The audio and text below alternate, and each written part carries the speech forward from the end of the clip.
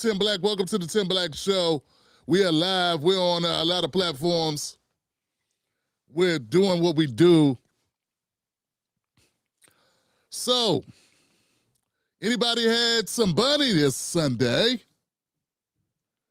Who had some bunny stew this Sunday? Who tuned in? How'd you like your Super Bowl? How'd you like it? I gotta know. All right, family, yo.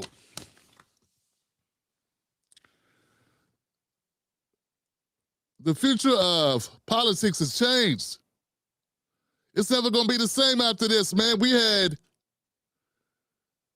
a Blue Bunny performing on stage. We had a lot of people very excited about it.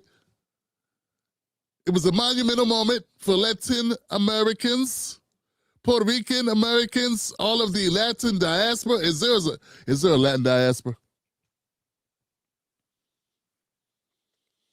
Many men and women were very excited about it. They say this is everything. Everything has changed now. Yeah. Funny what one halftime show will do. The world was one way, then Blue Bunny came and did the Super Bowl for the second time. First time he did it, he was with other artists. This time it was his own thing. And now everything has changed. And damn it, you blacks need to stop being so ungrateful. You had Kendrick Lamar last time. Calm down. How dare you? Stop bringing up the fact it took 60 years for hip-hop to get a show. Then they had to... Well, that wasn't Kendrick. That was the one with Dre and Snoop and 50 and... So a lot of celebs. That was a lot. Kendrick was by himself, but he brought people. No, that was the same one, right? That's the one with everybody, right? Yeah, okay. Yeah, Kendrick brought everybody out. Yeah, I am right. That's the one. Don't worry about that. Look, stop worrying about stuff like that. There you go thinking. Be happy for other people. That's what's wrong with black Americans. We be focused on ourselves. You know? That's why we be winning all the time. Because they're always, so greedy and focused on ourselves. Actually, that's not the problem. I don't even want to be sarcastic because some people want to know that's a joke. Yeah, if we got a problem, one of the problems is we're not focused on ourselves enough. We got too much Bible. And I know that's sacrilegious to some of you, but let me tell you why I say that. I say that because we are the most religious group in America. Okay? And we are the ones, predominantly, if you're the most religious group, then you're the one trying to follow scriptures. Problem is, everybody else ain't doing it. They following money. And ironically, some of our pastors and leaders of our faith are also following money. So that's a recipe for disaster. But anyway, see, the thing is this. I think we focus too much on the collective. And people know it too, they know that. So now it's like, oh, you gotta watch Blue Bunny kill it. Who cares what he said? You don't need to know the words to the songs or even understand the songs that are being sung to enjoy the songs that are being sung. There you go being a pain in the ass, Tim Black. Trying to push the narrative that black people need to know what they're listening to when they're listening to it.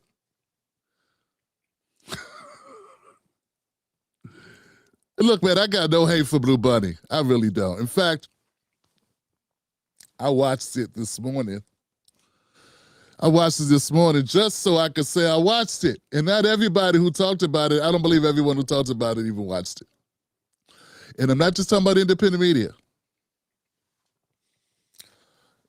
And there was one part where Lady Gaga came out. She was singing. She was already out, It's no walking out. You're already out. She's on a set. She's singing, and she's saying in English. And it was forgettable. I don't know what she said.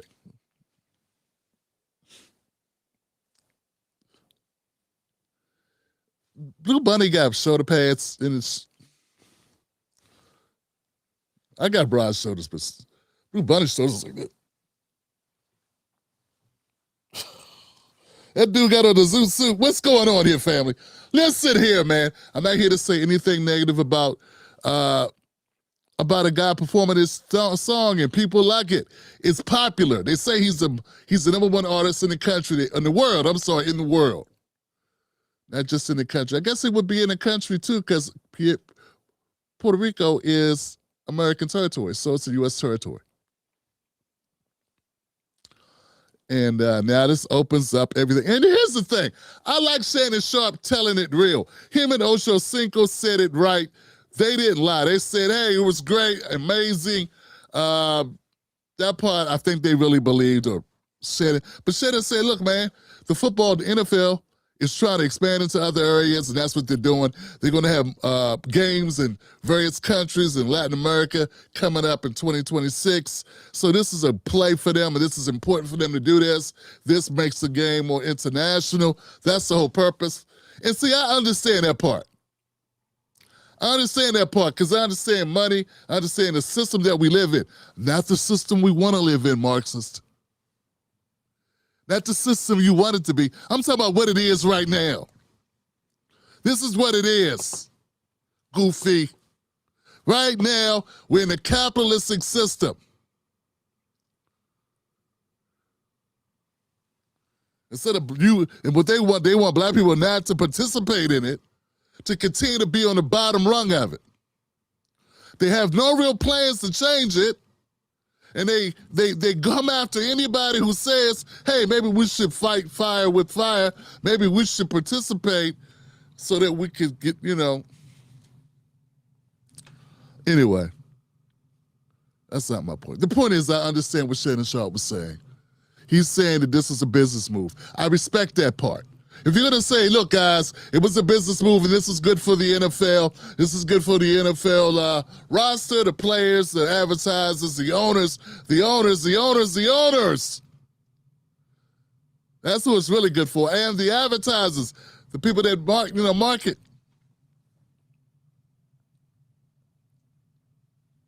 Then I can accept that. I respect that because that's honest. That's truthful.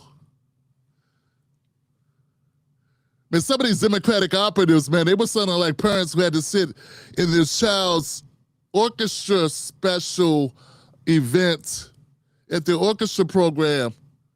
And this is their first year taking the instruments. Because we all been through it. I remember when my son was first learning how to play the sax. It sounded like sounds like he was killing a wounded buffalo or something. Because he was brand new at it. What do you expect? Kids brand new at something. But you sitting there.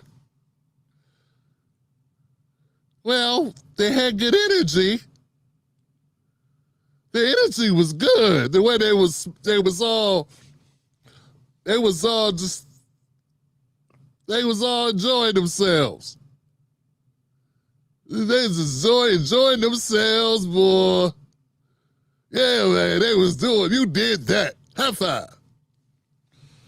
That's how all the Democrats sounded, man. They sounded like people that was just, like parents that just wanted to root, man, the kids. Youngest son was playing Little League football, man. Running the wrong way. Chasing the wrong guy. Chase the guy with the ball, son. Chase the guy with the ball, son. But you go, son, you go. And that's how the Democrats sounded. They sounded like parents who were just proud of their son playing. Damn reality. You know what I'm saying? Because the way they were talking, like they knew they couldn't understand nothing that man was saying. Boy, I could just feel the unity. It was so uniting.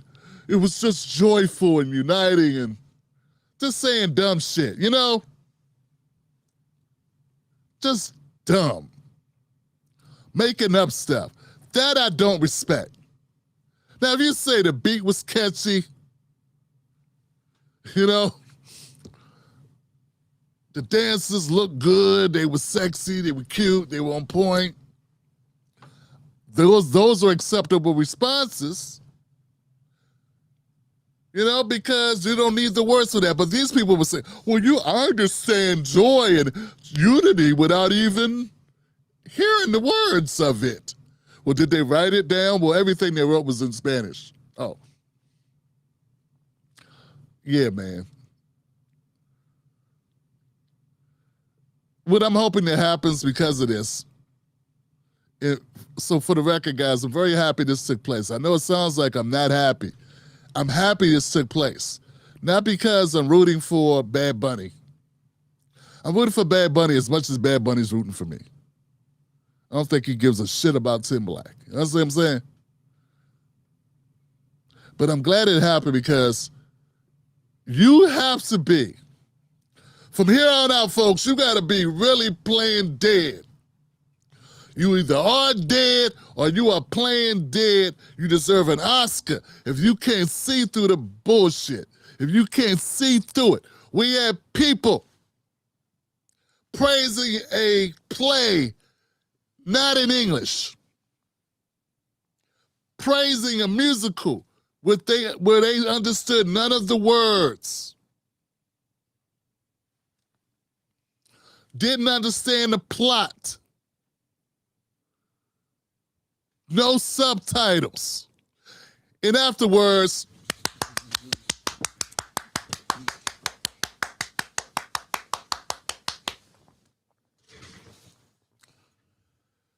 family,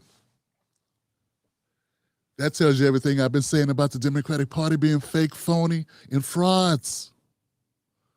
I mean, if that doesn't display it, fam, there is nothing else I can do to convince you. This is the biggest display of just how fraudulent the party can be and how phony everyone in the party can be. All on script. Not a single notable Democrat, former or current. We got people that ain't been in office for a decade. We got people that haven't been in office for a decade, still going with the script. I mean, the only person that even spoke out of line was Herman Munster. Yeah, Herman Munster's the only one. I'm sorry, you might not know him. The nickname, that's the nickname I gave him, John Fetterman. He's the only one that was like, well, it would have been good if we understood some of it. That was like, you know, oh, they came for his ass with razor blades and lemon juice. And that's like a basic, honest, would have been nice if we could have understood at least a little of it. Maybe the closer. Yeah, fam, if you are watching this show and you are a Democratic operative, now I can't imagine why you'd watch it unless you just like pain and suffering. Or maybe there's a part of you that understands that you are full of shit and you like seeing a free man. I got some black people that watch that are of the establishment type. They watch because them themselves are not free. And every once in a while, they like seeing me do my show to just know it exists, that a black man can speak his mind. Rare. That's something you see every day. Yeah, and then stand up for black people too. Tim, you can't be rolling with the FBA, the Foundation of Black Americans. Fuck you. Yeah. Because that one said things, and then there are people online that say things, and then they be beefing and they say things, and then, man, everything, anybody, there are family, welcome to the internet. Y'all do this shit. They do this shit with everybody. The Southern Poverty Law Center says these people may be a potential hate group. You know, they were saying the same thing about Black Americans who went to BLM rallies. You don't remember that, do you? They called us a hate group, and what was it? The Black Identity Extremist. Said that about you. If you were Black, and you supported Black Lives Matter, if you put Black BLM in your hashtag back in 2020, yeah, they were calling you a hate group, part of a hate group. What I'm trying to say, it doesn't make it so. You know, back when I was progressive, or considered myself progressive. In fact, I just wanted to be. I thought progressive meant looking forward.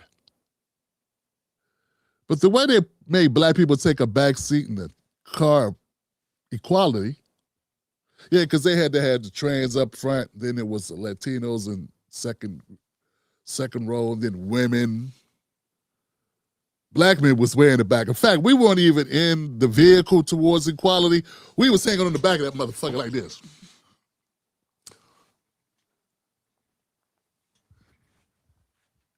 And nigga hanging on the bumper and shit, just legs in the air and shit. Just a couple of us running beside it. Slow down. I want to get to equality too.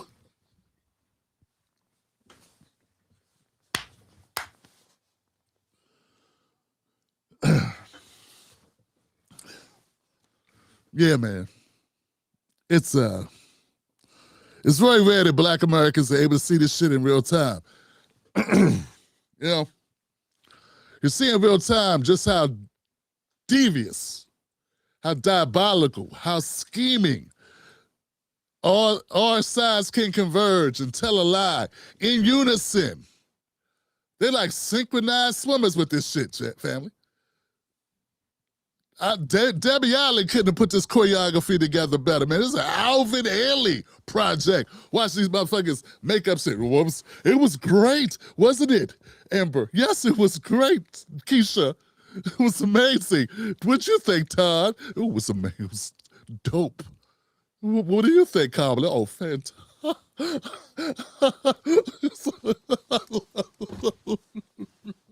do you think, Elizabeth Ward? Well, I'm Gee Willikers. Wow. What a Jesus. Woo. Wow. What do you think, Corey?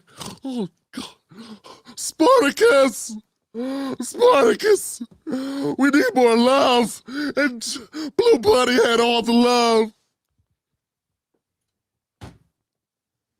What do you think, Van?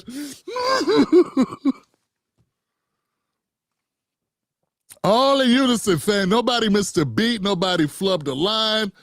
These motherfuckers committed to the scam. Committed to the scam. If they can convince y'all that a halftime performance is great, where you don't understand shit that's said in the halftime performance, they could convince you of anything. That's why they're giving Black people a plate of shit and saying, eat up. And you're going, this is, well, you sure this is good? It smells awful. No, it's good, Negro. Eat it. Oh, look at this what I'm talking about. These guys are so ungrateful. We gave you everything. We gave you Jasmine Crockett on a cracker. Bitch, eat it. You're gonna like it. You're always gonna like it.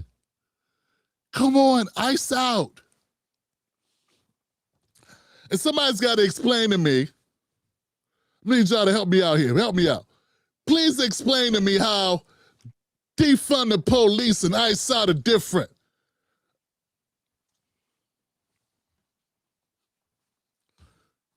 Talk to me. Explain to me how those are different things. Yeah, because I remember Clyburn coming out, well, this defund the police is a horrible thing. It's going to cost us elections. And black people need, we need cops to beat our ass, because if they didn't beat our ass and shoot us occasionally, they would, if we're black, we got to defund. The defund is wrong. Stop sloganeering. Stop sloganeering. It hurt a little. Shit. Can't do that no more. Listen. Now, I'm serious, family. Explain to me, what's the difference between defund the police and ICE out? Go. Because I know the answer. The answer is niggas. Yeah, that's the difference. I know you're gonna wait for Deontay Kyle to come slay him in consciously. Gotta come tell you, motherfucker, the difference is one was supposed to help black people, meaning debatable. Controversial, debatable, divisive, a stinker. That's as bad as reparations, Tim. No one black or no one white's gonna vote for us, and we're gonna lose everything. We're gonna lose the White House, the House, and the Senate with you, with your damn reparations and your defund the police.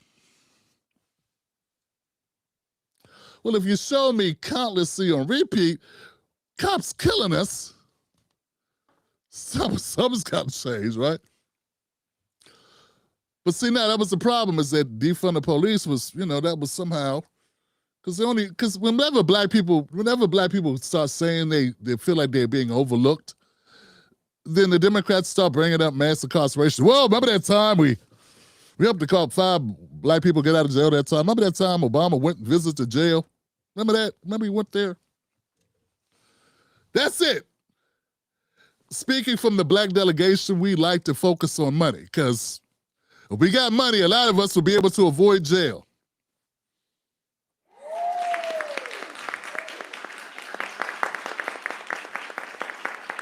Economics. Yeah, that's the difference. And see, ICE out helps immigrants. And that's not a stinker, because the immigrant part. That's the difference. Now, both do law enforcement work. And both are supposed to make us safe. But if you... you couldn't pay a Democrat to say defund the police at the Oscars or at the Grammys. You couldn't pay Anthony Anderson to say that shit. You got people that can't speak English saying ICE out. Agua outside. Yeah, man. So frauds. How does it feel to be used? And that's why I say the future of black politics will be forever changed, but that's only to those people who are alive. If you are a zombie, AKA a dead person, skinwalker, they had various names for the zombies in The Walking Dead. Every community had a different name for the zombies. Rick and Michonne, they called it the walkers, and then the other ones called it the biters. Then there was the skin jobs or whatever. It was various names. So but you got to be alive. Yes, black politics will be forever changed from this moment, but only by those people. I got to put the caveat there. I put a disclaimer. You have to be alive. You have to be paying attention. You have to be unaware. You got to pull Roland's head out of your ass. Because they have you clapping for Puerto Rico. Yeah, you clapping for Puerto Rico. I'm not saying shit on him. He got his check, picked up his money. Thing went fine. ICE did not get him. I mean, so ICE is going to pick up Blue Bunny, and his crew are going to get detained by ICE afterwards. And I got to say, the only thing worse, or the only thing more depressing than sitting through a performance where I didn't understand what the hell they were saying the entire time is that shit Kid Rock did. Jesus Christ. Really, dog? You know, man, people say, Tim, man, you don't talk enough about Trump. You don't talk enough about MAGA. You don't talk enough about fam. I got a rule. If you beating your own ass, I don't have to help. Yeah, man. This shit's just sad. It's just sad. I saw, you know, like every once in a while I'm on TikTok and they'll show a video, it'll stream it automatically for you page. They'll put a person that's disabled doing like regular people stuff. And I know it's like exploitive.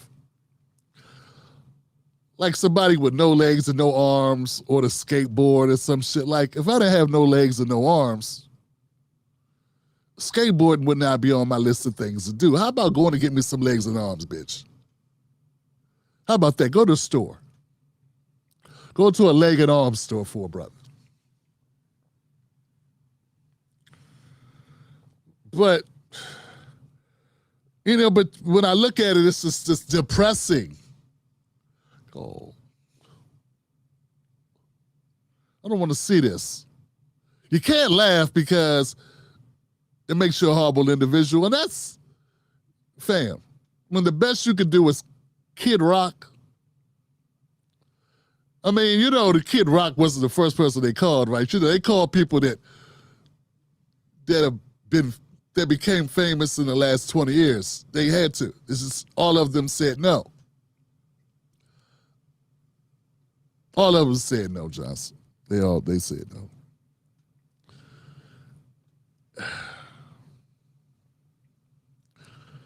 Kid Rock, I don't know, man. When your celebrity picks come down to Kid Rock, remember the CPAC thing they had Hulk Hogan just before he died and shit? When your celebrity guest, your big draw, comes down to Kid Rock and the Hulk Hogan and the guy that played Hercules and James Woods and 98-year-old Clint Eastwood, when you're heavy hitters,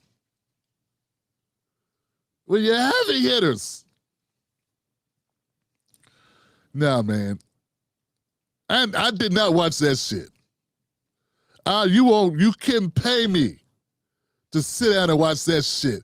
Like I got some self-respect. Make you want to gouge your eyes out with a number 2 pencil watching that shit. I'm not watching that. But I'm not reporting on that because no one else did either. I mean, no one else watched it. It's got to be hard being a Republican and having to pretend, or being MAGA and having to pretend that shit was successful. I mean, family, it wasn't, you know, people didn't watch that shit. You know, come on. Or how they even know it was happening to watch it? To watch something, you got to know it's on. Okay? So, only about, I don't know, maybe about 50 people still have the Truth Social app. There are people that are listening to this and don't even know what Truth Social app is. How would they even know that there was an event going on at the same time? And if you turn it on and you saw Chris Rock, you saw Kid Rock's old ass. Come on, man. So forget that. We're not talking about it, but I just wanted to shit on it to prove a point. I'm fluid. We can get them too. They got a double-barrel shotgun sawed off, and that sucker just spraying that general direction. Don't even have to look. Just, bam! All that. Everybody. All the MAGA. Um, yeah, man. So family, all I'm saying is that yes, hopefully black politics will be changed by this because it will take Reverend Al, Roland Martin, Joy Reid, Don Lemonhead,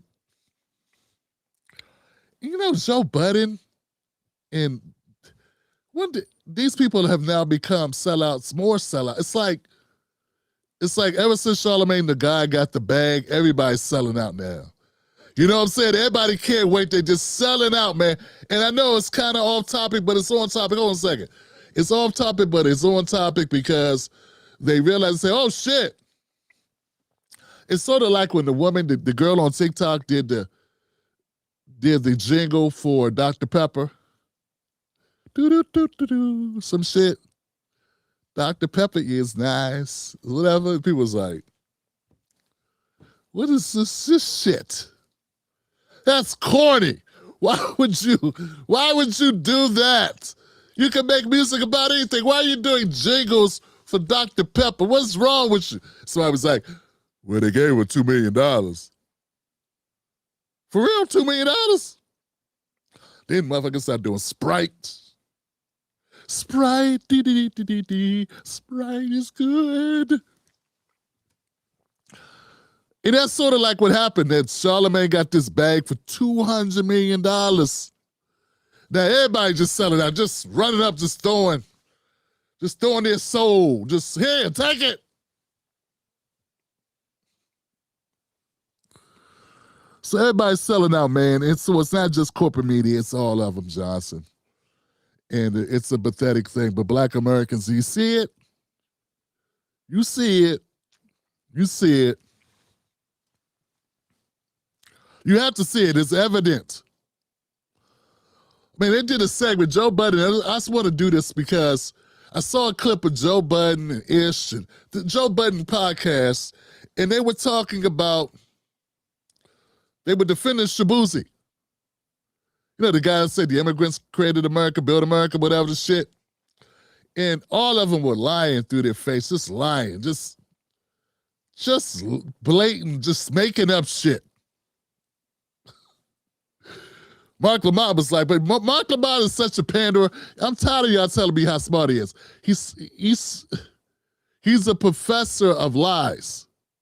He got set up there and said, what's good that Shabuzi did that? I thought it was very timely that he did that. That he did that. I think it was very, very instructive. It's very good that he did that. It's very good. Very good. Like, how is it good for him to sit up there and lie on the first day of Black History Month for this motherfucker get up there and say immigrants built the country? What kind of shit is that? They weren't even here. Wasn't even a country yet. We were here before it was a country. Working for free against our will.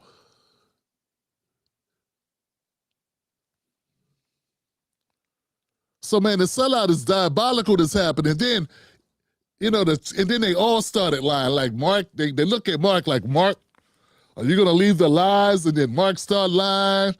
With his lie, he started making up shit, pandering and shit. Then Joe Budden was like, well, shit, well, that's what we're doing. We lying, right?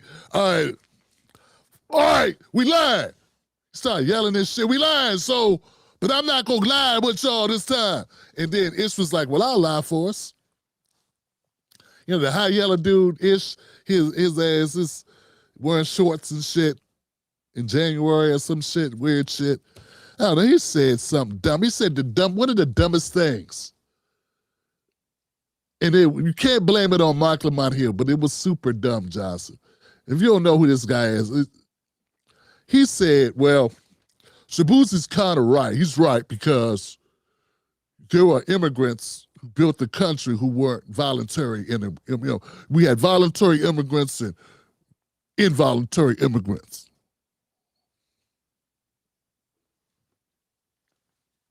They both built the country. You know what I'm saying? So he's right what he's saying. And nobody corrected his ass.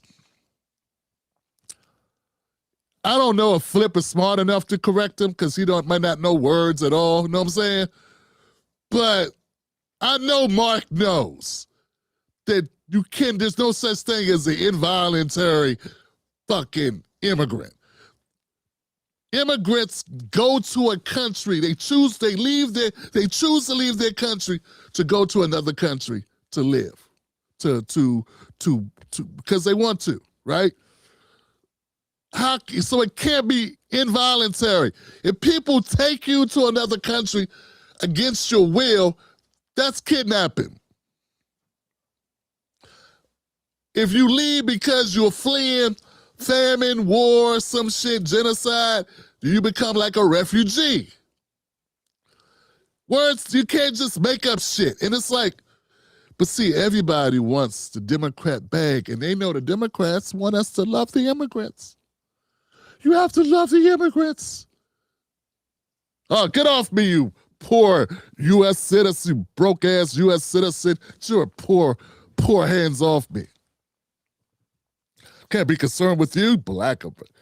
Gosh, the most annoying foundational black Americans talking about their rights and their history and ancestry. Get out of here. Got to focus on these immigrants over here. Look at them.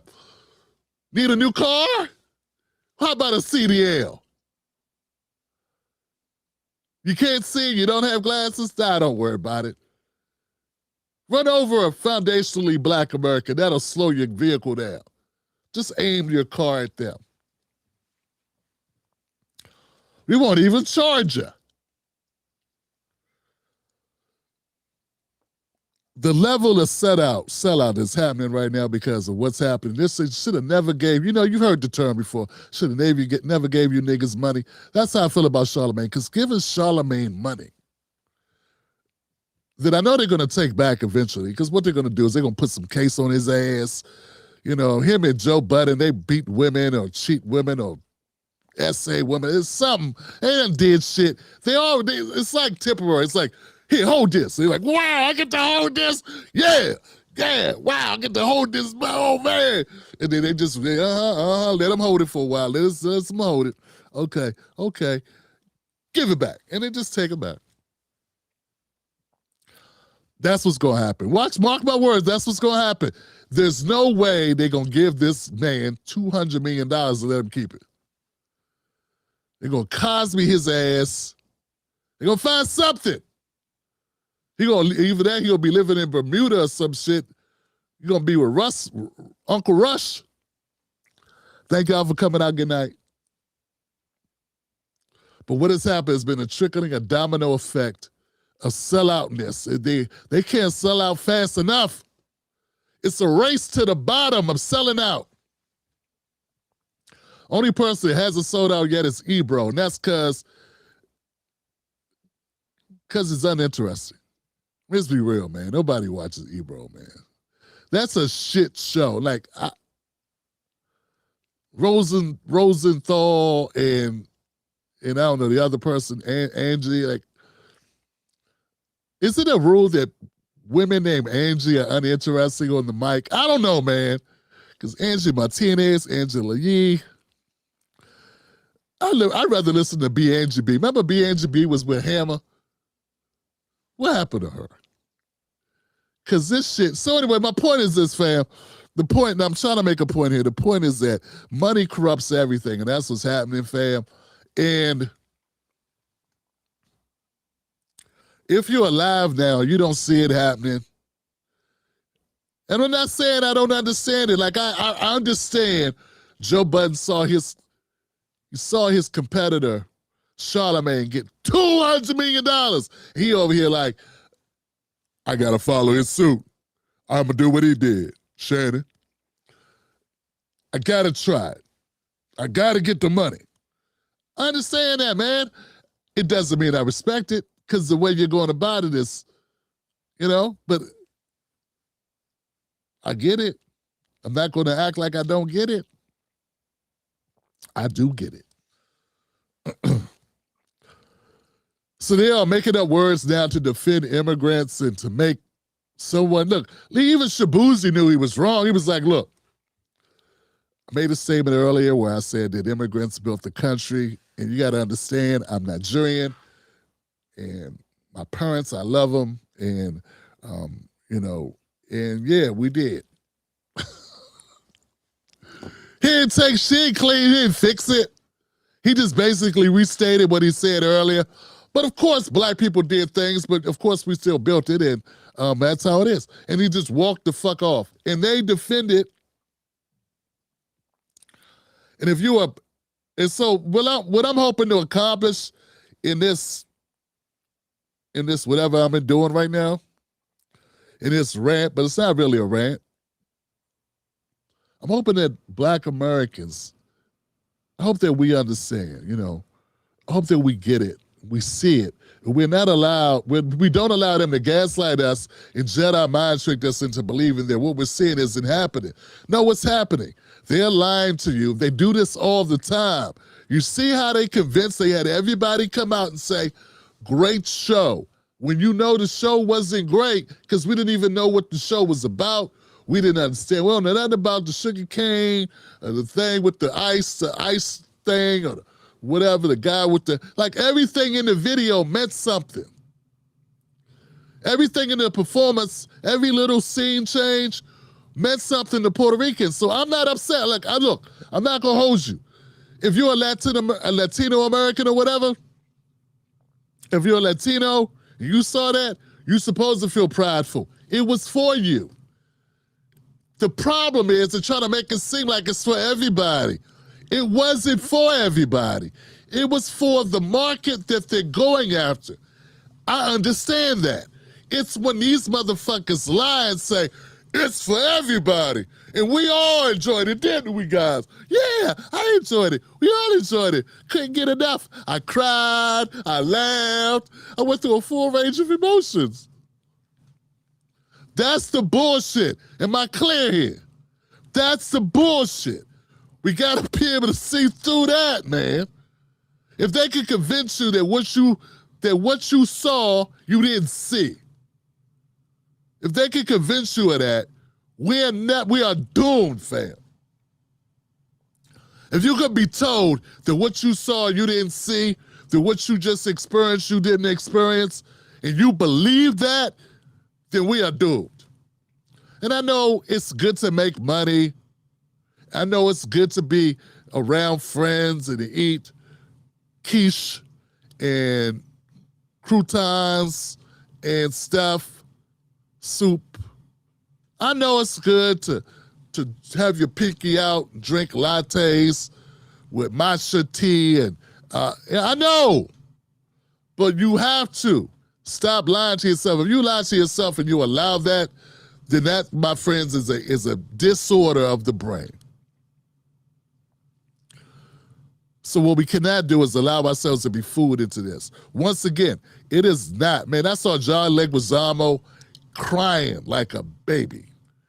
Cry like a baby. I saw Fat Joe crying, he looked emotional. This was important to them. J-Lo was somewhere weeping, okay? They should, it's a moment for them. And if that's how they sold it, that'd be fine. Okay? We don't have to be the main character in every scene. But don't tell us, oh, that scene was really for you, too. See? Because that's bullshit. That is bullshit. Well, they had a couple of Afro-Latinos, Tim. Yeah, I saw Friday. Friday had Javier, whatever. He was in it for like 2 seconds. He was with Smokey. He gave Smokey the weed that made him trip. But it wasn't a Latino movie. You know what I'm saying? Yeah, it's Cube and DJ Pooh. They put him in there, you know what I'm saying? But it was still a black.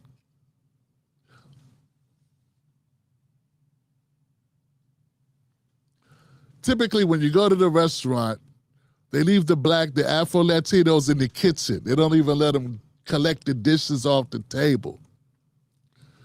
That's how color-struck they are. That's how racist Latin America is. Latin America is so racist that if you went to Latin America, everywhere you go, you see nothing but white Latinos. The blacks, they're in the backyard chained up next to the doghouse. The dog sleeps in the doghouse. They sleep outside the doghouse. They sleep like Snoopy on top of the doghouse. You understand what I'm saying? Nothing's more racist than Mexicans towards Black Americans. Nothing. You think white people don't like Black people? You should check out Mexicans. Oh, God. Ask George Lopez. He got in trouble for making jokes about Black people, not white people. Funny, Johnson, funny. Okay, so here we go, man. I'm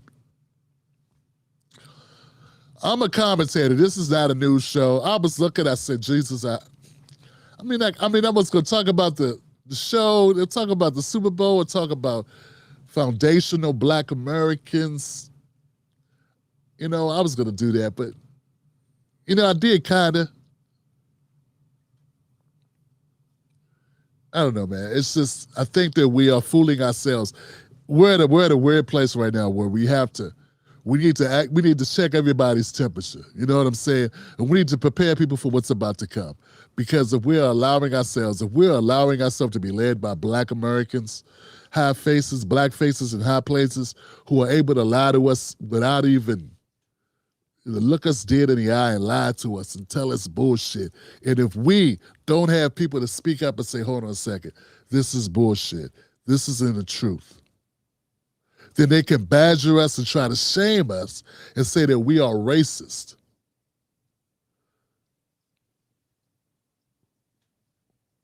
For pointing out reality. And if we accept that, they're tone policing. So they're creating the narrative, they got the media to back up the narrative, and then our media, who's supposed to debunk the narratives, go along with them because it's more lucrative to go along with the narratives. Then we got a whole industry, a cottage industry of people that support the lies and the narratives because hopefully for them, there's some scraps that they can pick up and wrap up and take home to their families. Because capitalist society, and we don't have enough people that are fighting, and those people that are fighting, we are supporting them. When we don't have their backs, then we are really doomed, fam. We are truly,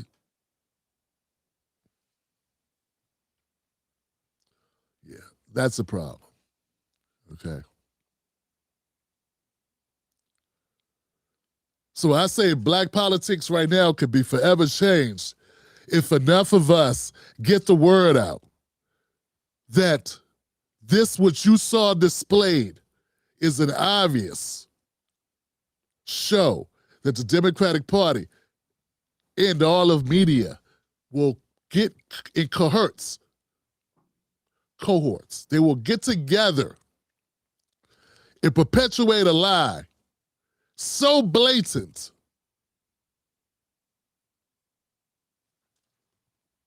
right in your face, and not hide it at all, and propagate it across the internet, across the airwaves. Fam, it's a demonstration. This is it right here, family. It don't get no realer than this, fam. It's right here. It's obvious they will stoop lower than low. They are willing to go as far as they think is necessary to sell us on the bullshit. And if you don't see that now, I don't know what it's going to take for you to see it. Once again, I got Black people cheering for a show that they didn't understand. Black Americans of the groups I've done the research in, Black Americans are the least bilingual group in America.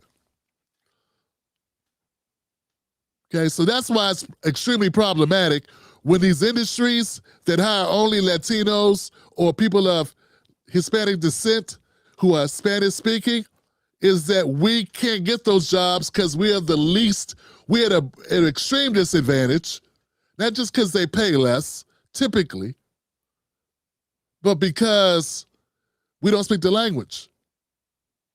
That's how we got pushed out of construction in various other industries, fam.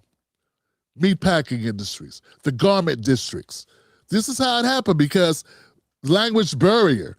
So now they can say it's not that we're discriminating against Black Americans. Hey, I love Black people. Black people are amazing. It's just that everybody here is bilingual and, well, you don't speak Spanish. Okay? Get what I'm saying? But if we cannot condition ourselves to be able to see through this, if we don't have the backbone, the willpower, the infrastructure, right, or the media to like call this shit out for what it is, fam, I don't know what to say about it. I mean, that's a recipe for destruction. That's a recipe for destruction, fam. All right. Shout out to my moderators, Buck Bewley, Black Bombay, and Ebony for doing what they do, fam. I know. You know, yeah, we try to do something different, man. Want to come in and just jump out the building, now build up to it. Like, this is, I'm not really I don't really have it, you know what I'm saying? Like, why am I taking long to get to it? Just jump in with both feet. So we kind of did that tonight, but I want to shout out to Tim Black Wolfpack for supporting this show, keeping the lights on in this show, and holding me down, you know, because you know, I'm washed. You know, I'm washed out. Channel is bigger than it's ever been, but it's, you know, it's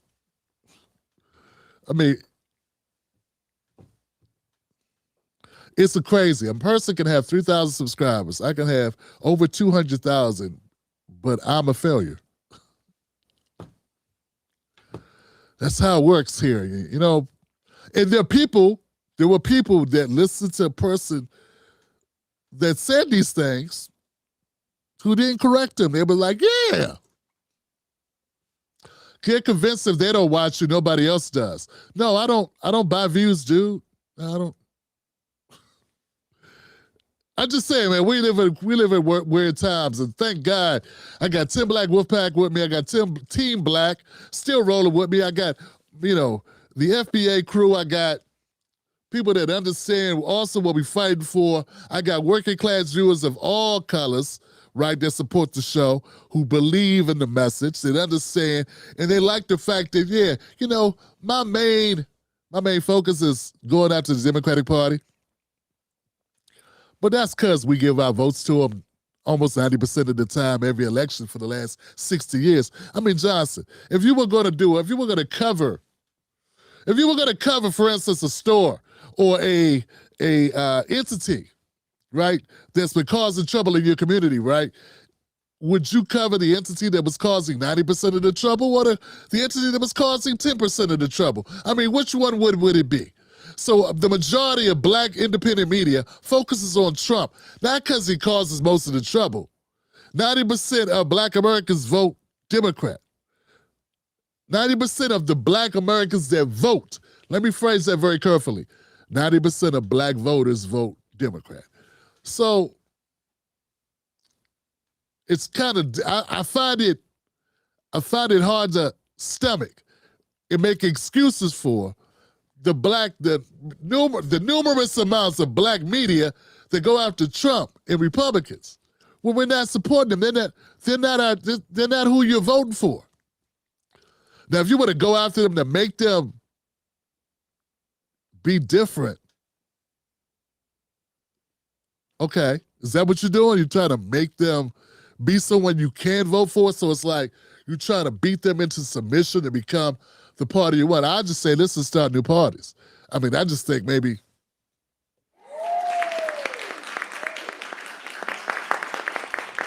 instead of trying to make that person you with become a different person, just find somebody new. I don't know. That's what I'm thinking of. So anyway, fam, that's what we on here. We do this live stream. If you're new to the show, we live stream on Monday, Wednesdays, and Fridays. If you are drunk, today is Monday. Well, hi.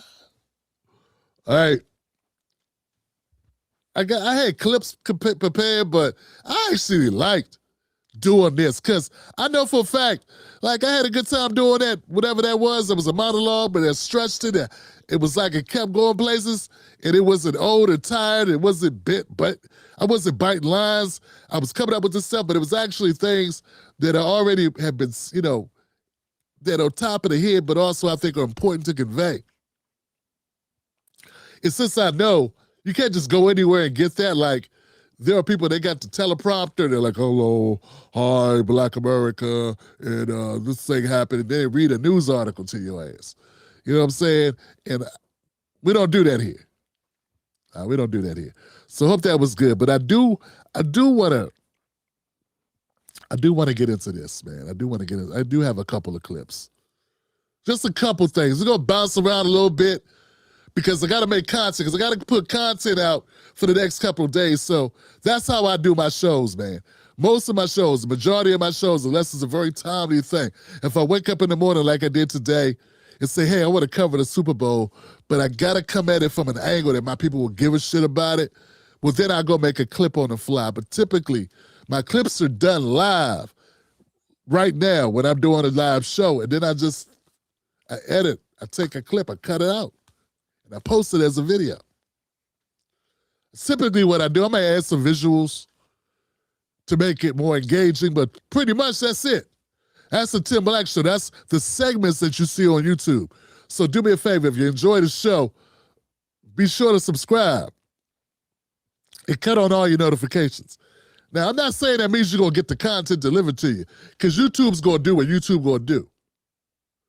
But it's worth a shot, right?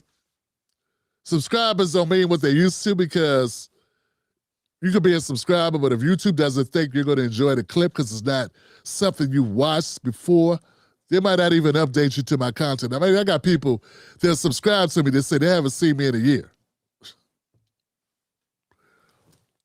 Literally said, hey, man, I haven't seen you. I thought you were in the upper room, Tim Black. I didn't know you were even with us.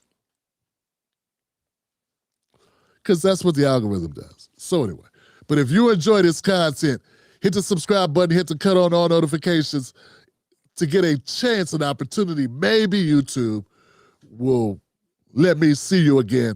Let me stop by again. Yeah.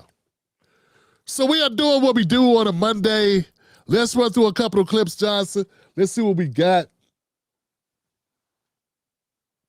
I mean, I know, but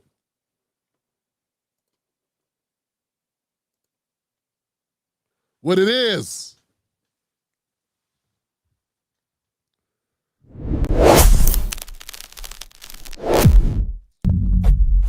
Next up with Tim Black. He was, I really can't, and there were so many people texting me yesterday on my timeline who told me they were weeping. And I can't overstate what it means to the Latino community that has seen itself persecuted, attacked, racially profiled. We have seen for the last year our children dragged through the streets. We have seen our pregnant women, our elderly dragged through the streets, disappeared and detained. To have Bad Bunny use that platform to say, do not otherize us. We are all part of America, and we are all equal, and we all belong, and love is stronger than hate. That's the thing. Yeah. To have him give that little Grammy, the Grammy to the little boy that represents, there's 3,800 children in detention centers right now. So the different symbolisms of, of having Ricky there, who's part of a different generation, but knows what it's like to go around the world without losing his heritage, always knowing where he comes from, being proud of his roots. Micro joys help us deal with macro sadness. I have had macro sadness for over a year under Trump, seeing what he has done to my community and what he continues to do to my community. I am so grateful to Bad Bunny for having given me that micro joy, and I will see that halftime show. I've seen it 5 times already. Yeah, same. Yeah. Same. And by the way, kudos.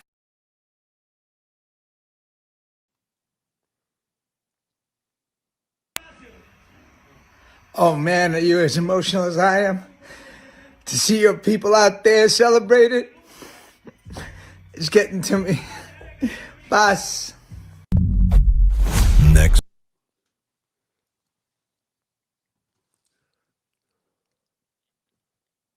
They say the quiet part out loud if you really listen to it. Yeah, they get racially profiled. Now, family, as long as I've been black Americans have been complaining about getting racially profiled. I've been black a long time, man. I don't remember a time whenever I wasn't black. Tim Black has always been black. And now, it's only been, 18, how long? 18 months? And that's not to say, hey, man, I understand you're upset. And they were very happy to see Blue Bunny. Blue Bunny is the biggest star, they say, in the world. And he's humongous in Latin America, which is a continent. South America.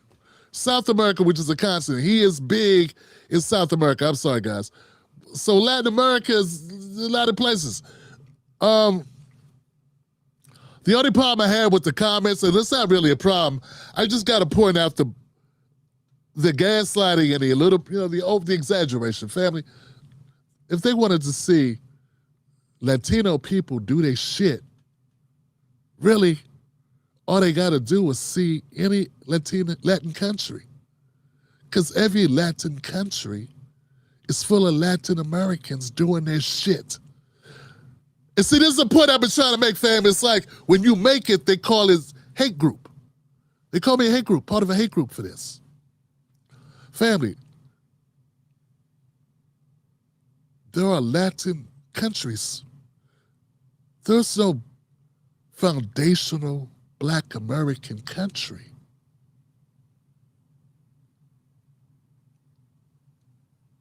Right? They have what they're complaining about. They have countries. There's a Honduras. It exists. There is a Mexico. There is a Guatemala. We don't have that. What we have are states. We don't have states. We have cities. We have Memphis. We have Atlanta. We said DC. See? Different, right? That's why I totally don't buy it, because Ricky Martin's a humongous star. Blue Bunny's a humongous star. Fam, millions of people watch this guy. What happened with the NFL did not make this guy a star. He was already a star. They didn't just give him a platform. His platform's bigger than... So, this is my point. And look, like I told you guys, I have no problems with anybody feeling pride. Why come we can't have that same pride? Why is it that they don't feel that way about us? Why is it that they can't respect their foundational Black Americans want to have that pride? We go have that pride. We demand to have that pride. We choose to have that pride. It doesn't mean something's wrong with Latin Americans or Latino Americans or Hispanic Americans, that we don't like them. We don't want them to enjoy their heritage. None of that. But see, it's quite the opposite. No one labels them a hate group for rocking with their shit. And I'm not seeing people go, no, you gotta let me in it. You gotta let me be a part of your thing. If not, you're a hate group. Latin American, Hispanic Americans in many different countries of Latin America, of South America, within South America, have their own cultures, are respected by their own ethnicities. They already have it, and it's not considered xenophobic. It's not considered hateful. But if we, or if I project it, because I can't speak for everyone. I'm not online like shitting on Jamaicans or Nigerians or Ghanaians or whatever. I may make a joke here or there, but that's not my thing. I got other shit to do. But even if I did make a joke, that's not a hate group. So look, this is what I was talking about when I was saying, hey, some people say this was amazing for them. It seems crazy because to the extent where they're saying like, wow, we've been going through so much this year. Family, what you've been going through, people being arrested, detention centers. I don't know if you noticed or not, but America's the mass incarcerator.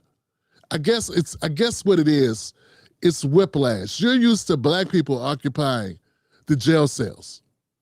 Don't worry, we're still getting locked up.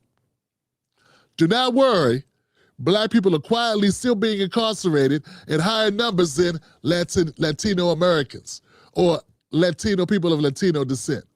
So don't worry, you haven't stolen the job. We're still in the lead, okay? We're still dying in prisons at higher rates than you. We're still separated from our families at higher rates than you. All that's happening this entire time. And for some reason, you're not considered insensitive or anti-black for not giving a shit. But if I don't give a shit, because I'm focused on what's happening to my people, like you're obviously focused on what's happening to your people, I'm labeled a hater. I'm called racist, you're not. So that's what people that like watch with an open mind, watch with your brain fully engaged, and listen to what they're saying and what they're not saying. Family, if you can be this upset about, if you can call, if mom and dad get arrested, what you want them to do? Like the kids got to go somewhere. Where they go? What happens to black kids when mom and dad get arrested?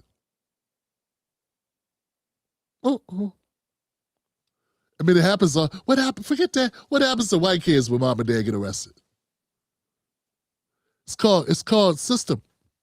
It's called the system. See, they got a new name for it. It's called detention centers. You know, it's called the system. Where all types of great things happen to those kids. Well, the propensity for them to happen exists. Okay? But you would think this is a new concept that was just invented for these immigrants or migrants or undocumented, right? Meanwhile, they just gave it a new name. It's been going on. Detention centers ain't nothing but prisons. And we got a whole lot of them. We got a whole lot of private prisons. But the way that they talk as if some new infrastructure, something new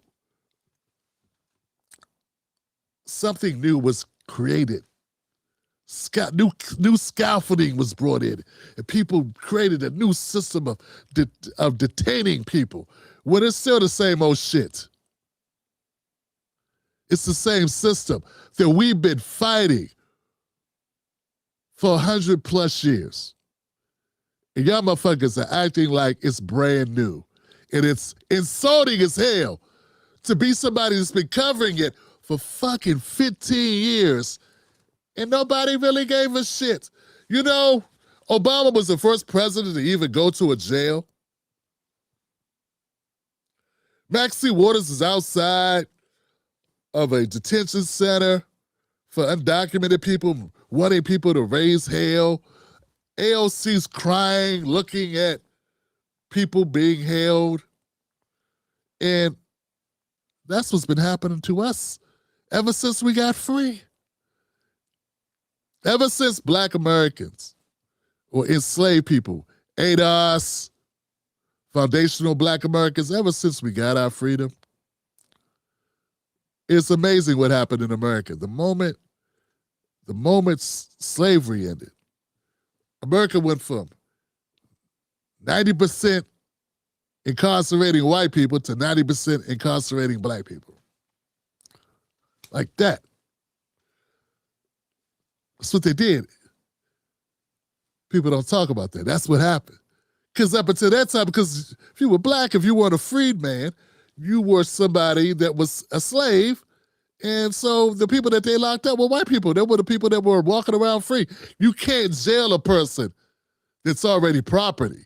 So they're already in jail. Their life is a perpetual jail. Okay?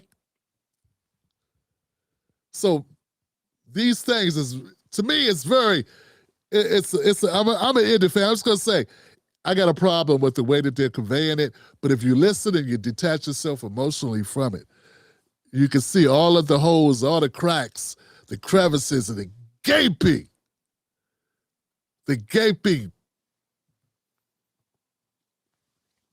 craters, right?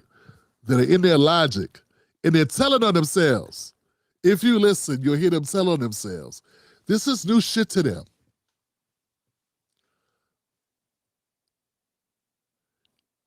Let's keep going. Next up with Tim Black.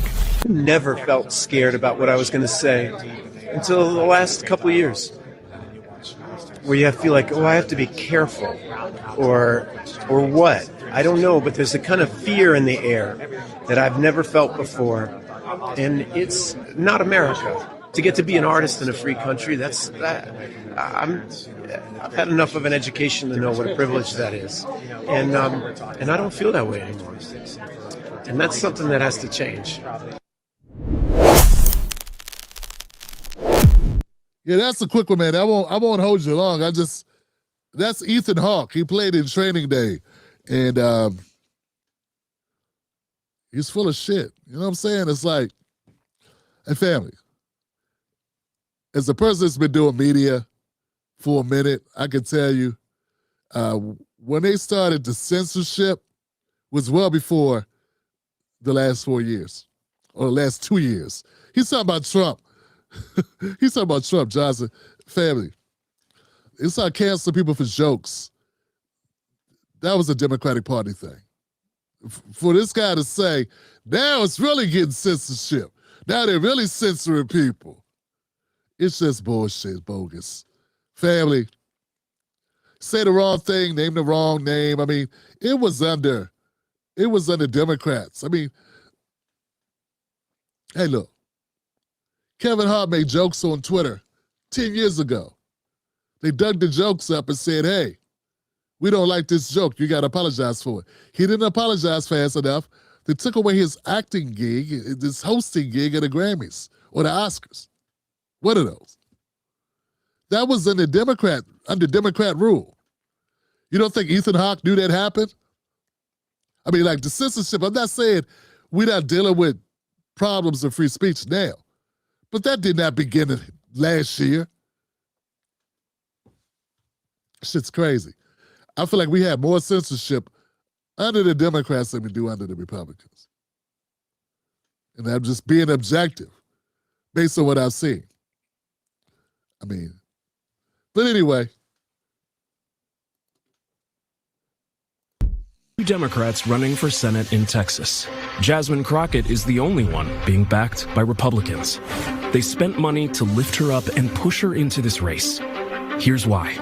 She is their favored candidate because they think that they can beat her. So with all that's at stake and absolutely everything on the line, remember this. If she wins, it is a gift to Republicans. We lose. Lone Star Rising PAC is responsible for the content of this ad. Yeah, I saw that. I say, man, you know what? That's the Talarico people, right? So with all the talk being about Jasmine Crockett running because, well, you know, Jasmine Crockett went after Trump and a lot of people supported her. And that is saying that the whole rise of Jasmine Crockett has been a real crafted strategy of the Republican Party in order to put up someone that they know they can beat. Man, I don't know, fam. That's crazy. You never really know the truth when it comes to this stuff. I mean, people got money to spend and they spend it the way they want to and they form narratives and, you know, political ads. That's the whole job, right? Like, to not be objective but be subjective and boost their client, their politician, their candidate. But I don't know, man. If Republicans are putting money into your campaign, there's a reason. The worst thing about Jasmine Crockett running is if it doesn't turn out well for her, and I have no reason to think it will, somehow black men will be the problem. Yeah, it'll be our fault. And, you know, it shouldn't be. Yeah. Anything necessary. It's like they'll use any means necessary to avoid blaming the elephant in the room, which is white ladies. Yeah, white women are the ones that don't vote for black women. Black people vote for black people, particularly Democrats. Now, if she was a Republican and she didn't get the votes, then you could blame black people. Yeah, like the only person that really could complain about black people voting would be Byron Donalds, Ben Carson, Larry Elder. I mean, Jesus Christ. Larry Elder's probably can't stand y'all N-words. Like, think about it. The black lady in Virginia, Winsome Sears, with the blowout. I mean, she had a bone to pick. She had a right to say because she was black. She's black looking. Tether. But what I'm saying is, no Democrat that's black can blame black people. Like, to do that, when you do that, somebody should slap you with a sock filled with sand. Immediately if it comes out your mouth. Because that's the last thing you could ever do. From Stacey Abrams to Jasmine Crockett to Kamala Harris, you can never, ever blame black people for you losing anything. Because if you're a Democrat and you are black, you'll get black votes. If you are a Democrat at all, you get black votes. Nobody Democrat can blame black people for shit. Every time a Democrat loses, you got to blame white people. Every time. Because that's who it is. That's who it is, Johnson. It's never us. They're just cowardly. Democrats are so cowardly to confront reality when it comes to, because though black people are the base, we're not the base of the money. Which makes it really difficult. See what I'm saying, guys? We're not the base of the money. So it's not that they can run elections based on how we support them as far as money. But what we give them is credibility, visible support, and being that we are the moral compass sort of the country. And I say that only because we've been through the most shit for the longest period of time. I mean, we got people talking about the Jewish Holocaust. It lasted like 5 years. Ours is like 400 years. I mean, technically, slavery didn't end until 1965, 1970. I mean, I count Jim Crow as a remains, the last, the remnants of slavery. So if that's the case, if you're from that group, yeah, you're from the group of people that can say, my people have been through this. This is what we know. This is our history. This is in our DNA, this struggle, the persecution. No other group in America can say that. Yeah, they can say it, but they be talking about another country that they experienced it under, which ain't the same thing, which is no one in America, is held liable for what happened to you in another country. Our government may be responsible, but we're not. Back to my point, family. The issue with Jasmine Crockett that I have is I do not feel she has earned this run. I feel like she wanted to run because she got so much momentum because Trump said her name. And most of her campaign has been about complaining that Trump says her name, which is crazy, which is the only reason why you know who she is, because Trump said her name. Then she responded. Then she went on a tour. Jimmy Kimmel, Jimmy Fallon, and all that. You know what I'm saying? So that's what happens. And when she loses, if she loses, which I believe is highly likely, they will blame their usual suspects. And those usual suspects are black men. And let's not even say black people. Let's just say what it is. They're going to blame black men. Even though twice as many black men will have voted for her than white men. But see, white men give 3 times probably more, and white women give more. So, see what I'm saying? So that's really the issue. And that's why you subscribe to the Tim Black Show, because I'll say the truth. Everything I'm saying here is backed up by data. It's Pew Research data.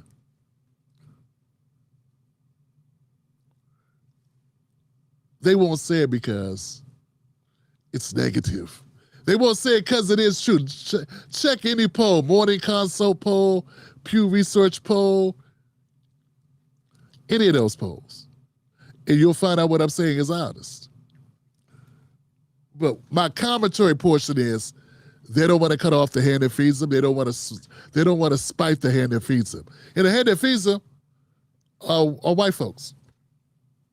And my thing is, they have the means to do it. It's not that black people don't want to support. I'm going to be honest with you guys.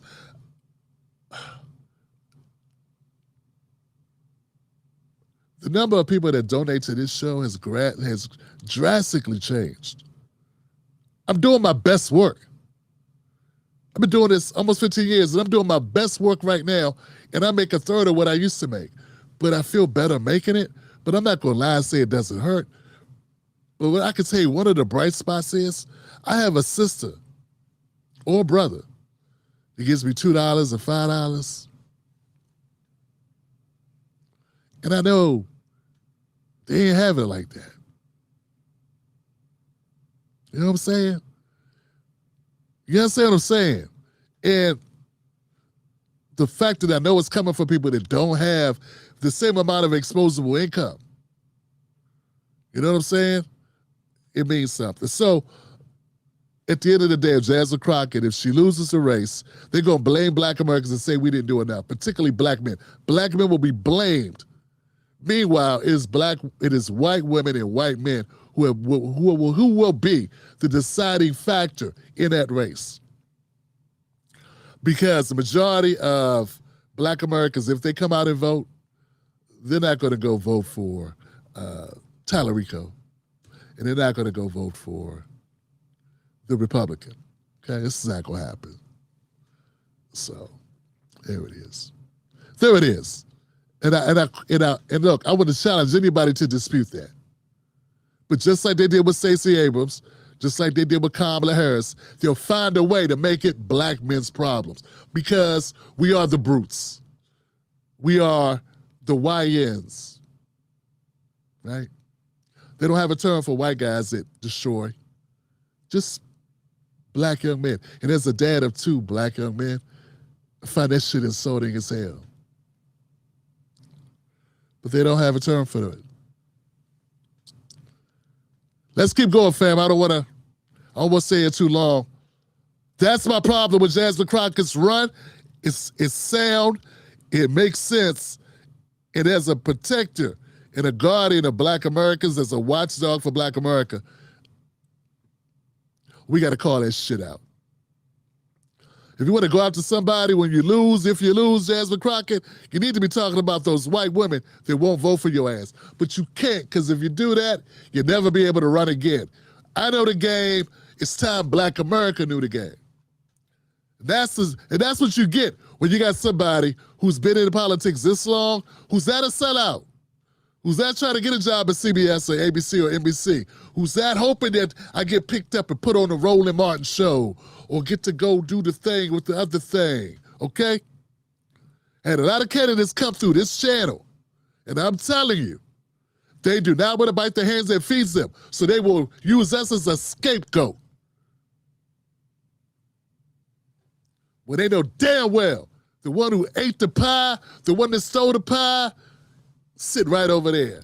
And it's Susie and it's Dylan. And they'll be quiet about it. All right, let's keep going, fam.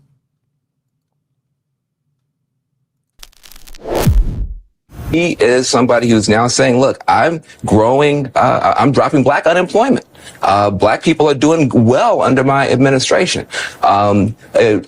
Does he have a point that maybe the Democrats have been giving us good lip service but no jobs? Maybe he's going to say terrible things but put money in our pocket. Does that make him a good leader? No, because it's not about money at the end of the day. Money doesn't equate to like happiness. It doesn't. That's not missing the whole point. We treat people like human beings. That goes back to the whole thing. You're gonna treat me really bad and pay me well. Y'all hear this shit? Look, man, shout out to whoever it was who sent this across my timeline, fam. I mean, how many people know that Jay-Z said this dumb shit?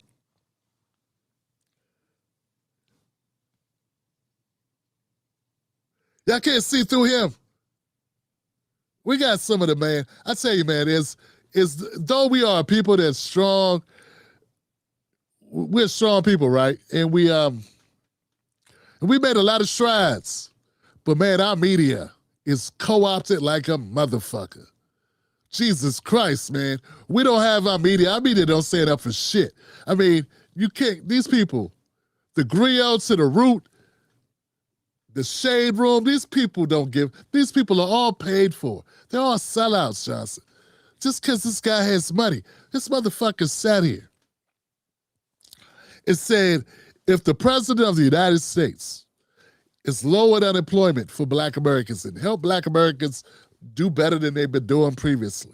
Now, I don't know. Now, if you say that's a lie, that's some bullshit, that'd be a comeback. That's a valid comeback, family. I haven't done the numbers on this, right? But if your response to that is, hold on a second, that's full of shit, Trump's full of shit, he ain't helping us like that, it is not materializing to Black Americans, their lives are not changing, Black Americans are not seeing a reduction in unemployment figures or reduction in poverty or this or that. Now, if that's your argument, fam, I respect that. Because that's an argument you could have, because that is an argument that you could have.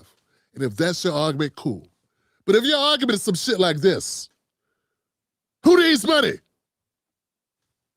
So what? Money's just money. We got to be happy.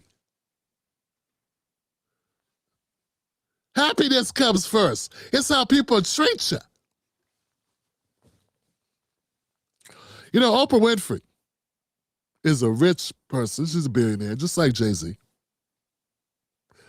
Part of the reason why they get treated well is because they do have money.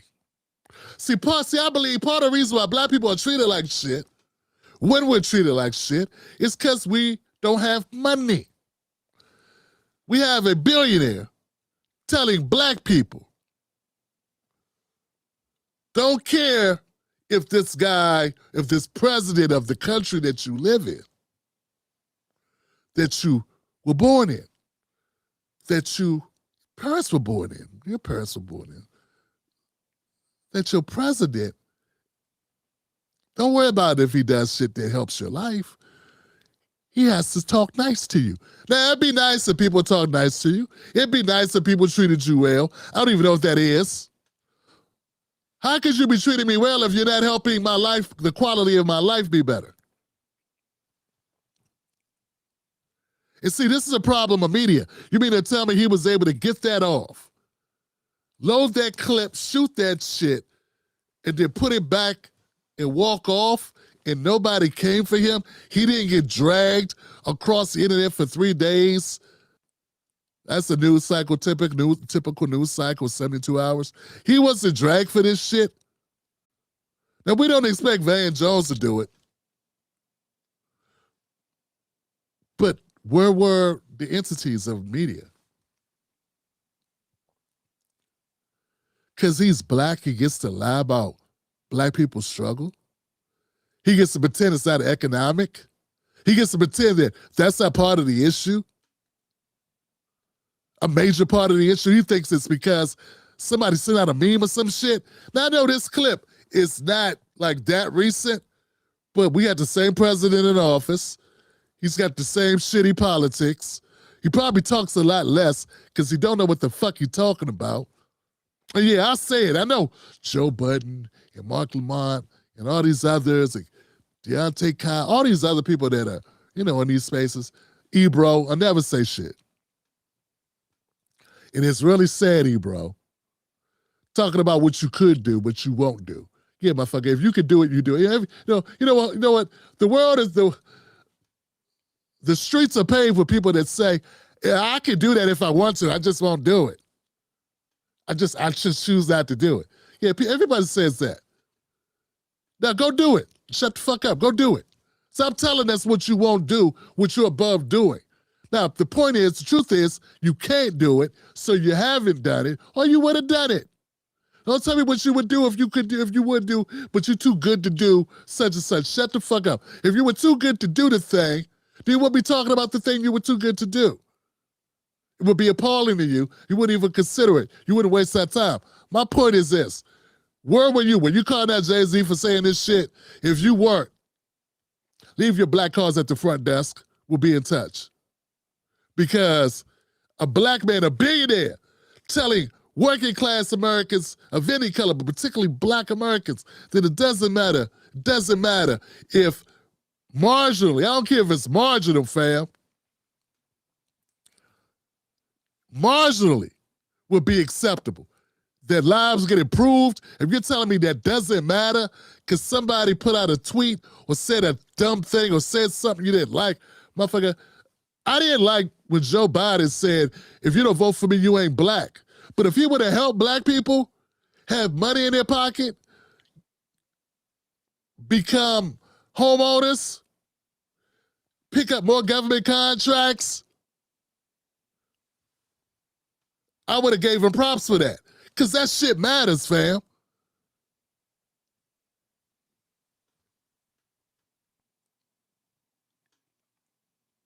Let's keep going, y'all. This is what we're dealing with. And this is why I say, fam, it's not just to, it's not just to be sensationalized and to go out to media. I'm telling you, fam, we do not have media. The majority of our media is sellout cornballs. That's it. These are perfect examples, man, from the Super Bowl halftime celebration and applause and worshiping of a performance that no one understood anything that was said with no captions, to Jay-Z being able to tell working class people, working class black Americans, foundational black Americans, their money don't matter. That's that same shit Michelle Obama was saying when y'all were telling me she was great. I'm like, why the fuck would I want a person that would tell black people money ain't important? It's if you got love in your heart. And that's what they tell, that's what rich people tell broke people, to keep them from coming for their necks. It's if you're happy, and if you have love, and if you have your health. You know what helps you be happy? Money. You know what helps your marriage stay together? Money. Finances. Number one cause of divorce, lack of money. Financial pressure causes stress. Okay? So these people are just lying through every pore in their bodies, lying. And we don't have a media we don't have enough media. I know we have some. Shout yourself out. Shout out those entities that keep it real. We do not have enough black American media to keep it real. Because this shit right here should never stand. That was disgusting. Right. Yeah, it's not going to lead to happiness. It's going to lead to, again, the same thing. Everyone's going to be sick. All right, the president later tweeted, quote, "Somebody please inform Jay-Z that because of my policies, black unemployment has just been reported to be at the lowest rate ever recorded," end quote. And it is true that the African American unemployment rate hit a record low of 6.8% last month. Like Africans it's part of my culture. I don't care what anybody says. My friends, a lot of my friends are African American playing football. Southern, they're my boys. It's like, nah, and you study American history, and you really study how African Americans have suffered. You go, you know how many African Americans are hardworking? Yep. All about education. Yep. So what are you going to say? W.E.B. Du Bois, who was the first to get a PhD at Harvard, he wasn't working hard? Right. I'm talking about in the early 1900s when they didn't let us have shit. Right. How did he get a PhD at that time? You're talking about Lewis Latimer, who invented the filament for the light bulb. That's the reason why Edison, when they were trying to invent the light bulb, it was all kerosene. So it was exploding. I read the whole book. I read Edison's biography. it was all exploding everywhere. And Lewis Latimer, black dude, apprentice. Okay, so see now this is my thing with Godfrey, man. And this is the thing. There's like two sides of Godfrey. There's a Godfrey that wants to be this righteous guy that stands on business for foundational Black Americans and Black Americans in general. Maybe not foundational, but for Black Americans, right? And he has a lot of information. He will stand on business. He'll speak about it, right? He's about to go on to a diatribe of all the great things Black Americans have done, and he's gonna respond to this person who's basically trying to make the argument for the immigrants or whatever. And I don't know. But then there'll be another Godfrey that's just around the corner waiting to disappoint the hell out of me. And that's my problem with Godfrey. I don't know which one I'm gonna get.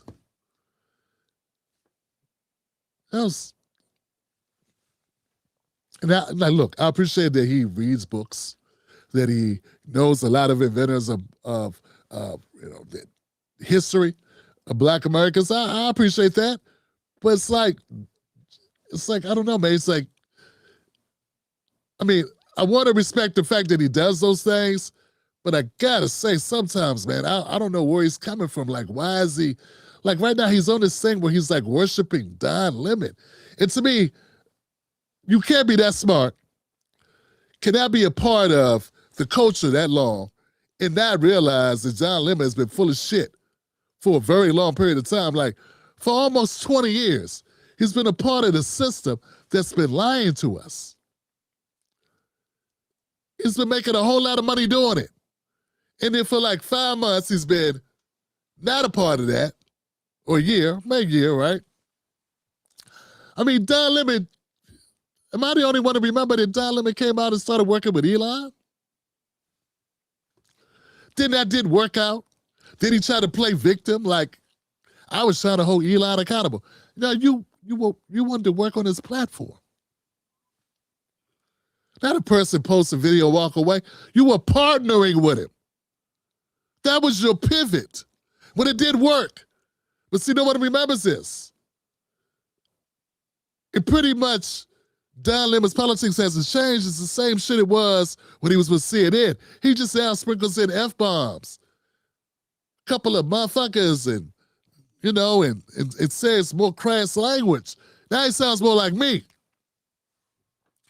when he curses, but his politics is still CNN. It's still Democratic Party politics. I mean, because he curses and raises his voice and cusses out Trump and ICE, that's different. He would have been doing everything. He's been saying everything he's saying now. He was saying 3 years ago. He just wasn't saying, well, not 3 years ago, because Biden was deporting people like 2 years ago. Because at the end of Biden's administration, he was deporting motherfuckers. Because he wanted to have a fighting chance to run again. Everything that he's saying now, everything that Don Lemon is saying now, he could have been saying under Obama.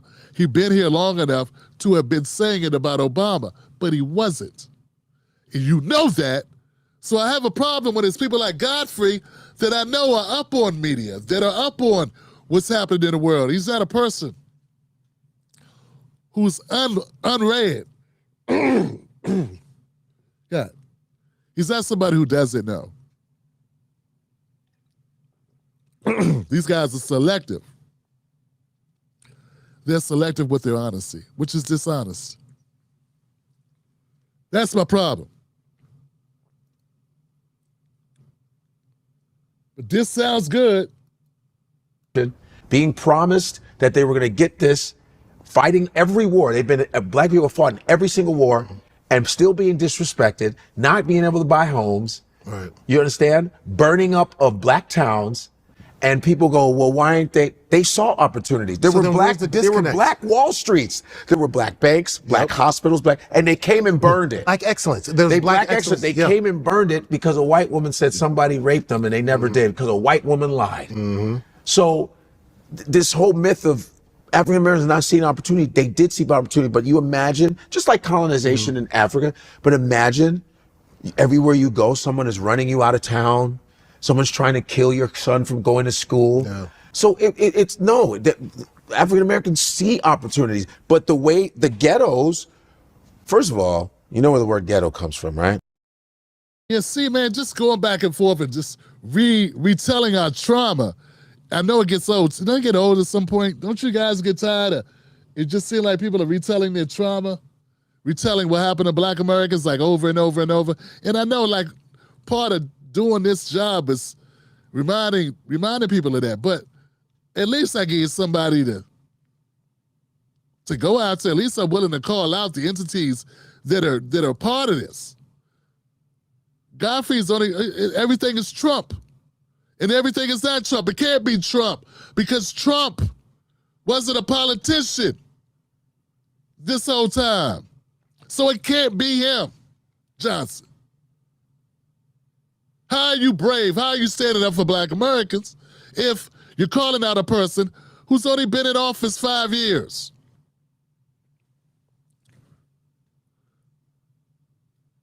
And you know that this is historical. So when I look at the whole grand scheme of things, I say, well, hell, the last 50 years, I look at a constant. And one of the constants is the Democrats.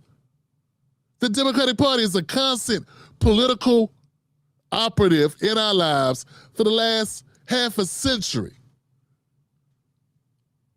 Not Trump. But he took out an ad in the New York the New York Post or the New York Times or whatever the shit. Yeah, you mean after the NYPD says these kids confess to raping the white woman, he put out an ad? Okay, after they did it, huh? Okay. Yeah, he's wrong for that shit. He should apologize for that shit. But he ain't gonna apologize for that, nor is he gonna apologize for sending out that dumbass racist meme of the Obamas. See, you can be calling shit straight. You can say that. But let's act like the NYPD didn't already get a coerced confession out of those young men before he put the ad out. Let's not pretend that somehow, okay, so anyway, the point is this. Fam, if you're not going to go after the people that cause our issues, and I'm not saying they're responsible for everything that's ever happened to Black Americans. We've been catching hell in this country before there was a Democratic Party, okay? But when we start looking at the totality of what's going on with us, you gotta call a thing a thing. That's all I'm saying.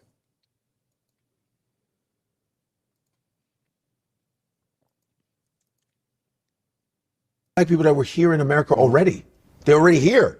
They were not, I know some Black people that are like, I'm not a descendant of slaves. We were already here.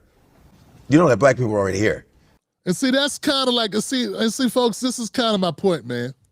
Kind of my point is, it's just like someone who has inhaled a bunch of talking points that will endear themselves to Black America and then regurgitate that shit on command. And we're like dying of thirst to hear that shit, to be vindicated, to be validated, to be situated, to have those words enunciated on the airwaves in front of, hopefully, to tell our story. That we overlook a lot of bullshit. And that there's no game plan within it. I do have a plan, fam. I do. I just don't want nobody to steal it. And I'm working on it. I have a plan. It won't solve everything, but it will be helpful. Because people have been saying, Tim Black, what will you do? What's the plan? What's the thing we're going to do? All I can tell you is I have something that I'm sure you will agree with that needs to be done that I am doing. But what I'm saying is the notion that all Democrats got to do is restate our problem, our grief, our struggle, and that's it. And then they walk the fuck off. Like, I'm not elected to an office. I'm not a legislator. These people don't even put forth the legislation. They just restate Tulsa, black codes, slavery, families broken up, businesses gone, unemployment, mass incarceration, whatever, George Floyd, Breonna Taylor, and then they walk the fuck off, and we're still clapping like, yeah, you tell them. And everything's And look, I'm not saying it's Godfrey's job. I'm not saying it's Godfrey's job to have a solution. But it's like, damn, Josh, you know, if you're going to be a speaker, you're going to be a person that's articulating these issues, yeah, you can point out the culprits. You can point out the culprits, sir. And when you don't point out the culprits, because it's dangerous to your brand, it's dangerous to your future, your career, then why are we talking? Why are you even talking about it? You don't have to talk about our issues if you ain't gonna say, hey, Chuck Schumer, fuck you, Chuck Schumer. I mean, for real, Johnson, everybody that's saying fuck Trump should be saying the same thing to Chuck Schumer, Nancy Pelosi, Jim Clyburn, all of them. And the fact that you don't, that's not a problem with me. That's a problem with you. That means you don't know that a lot of shit that's wrong could have been rectified. There's a lot of ways Joe Biden could have spent that $1 trillion on that infrastructure plan. He could have came up with a way. You don't think he could have crafted it in a way that most of that money would go to the hood where we live because we are voting for them at almost 90% every election? You know, the base of the Republican Party are white Americans. Who gets the most benefit of the Republican policies? White Americans. Well, Black America is the base of the Democratic Party, right? They get the bulk of our votes. Do you think the bulk of their legislation goes to help us? Nah. Right? So anyway, let me know what y'all think about this in the comments section, fam. Now we'll get to a part that I'm really not looking forward to talking about, but I want to talk about it. I kind of have to talk about it because I've already started talking about it. Like I talked about it in previous live streams, and here I am now. I got to talk about this because there's been an update.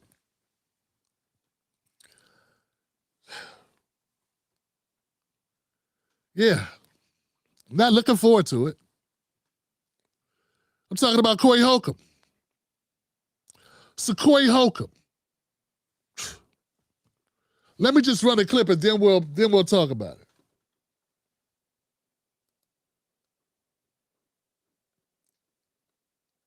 it. Black people already traveled. Yeah.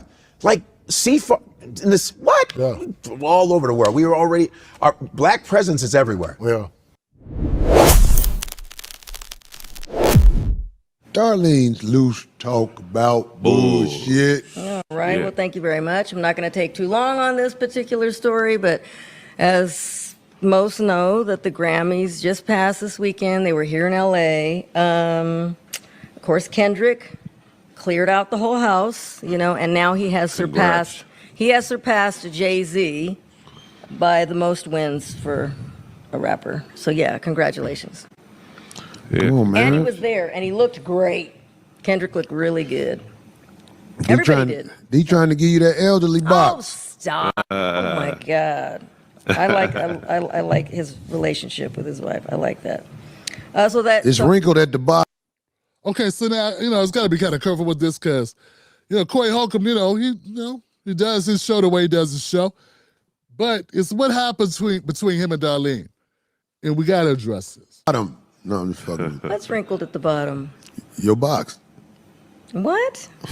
Okay, says the guy whose balls are right there by his knees, because that cannot be your leg right there. Anyway. Pointed at your ball. All right. I don't know what that is, but okay. Anyway, so moving on. So congrats to everybody. A few moments later. Tames Lames. We got to turn that into a shirt. Ain't this a shirt, D? You gonna hold it up, D? No, you can't. That's all you, brother. Oh, you ain't gonna hold it up? Well, you ain't fucking with a nigga, D? And when I hold it up, I can't say my shit with the mic. You ain't gonna hold it up? Your mic. Oh, don't worry about it. No, don't worry about it. Don't worry about it. Oh. I'll show that shirt next week. Oh, wow. Look at this one. No, I'll get somebody to hold it up. Look at this one. I'll get somebody to hold it up. Look at this. I'm finishing it. Look what time is it? We ain't got enough time. And look what I was doing. If we had enough time, I'll get somebody to come hold it up right now. Look how he's doing. But you see what I was just doing right now? Oh, it's all good. Don't matter. I'll get somebody to hold it up. Motherfuckers want a piece of you that they like, but they don't want the whole thing. Did I just not say? I'll get somebody to hold this shirt up next week. Watch. You know what? Somebody just said something earlier that it might be. You're right. You right. Might be. Might be. Shit, I don't need nobody to do shit for me. I get somebody else to do it. As everybody who I deal with like that. If you won't do it, okay, I'll get somebody else to do it. I'm over here trying to input the things because I had to go. You don't even know what I went through to even get that. Yeah, so, I bet. okay. Don't worry about it. Somebody else will hold it up next week. See how you can't even. Wow. Okay, I guess not. Don't do whatever. Goddamn it, somebody be doing that. I guess not. Shit, it don't stop. There we go. Wow. I'm just getting it to you. I'm telling you the truth. I see. Hey, you see what I was doing? Why I said I wasn't going to hold it? Okay. We are about to, we gonna do the rap? Let's do it. Back in 5 minutes, 51:50. Jesus.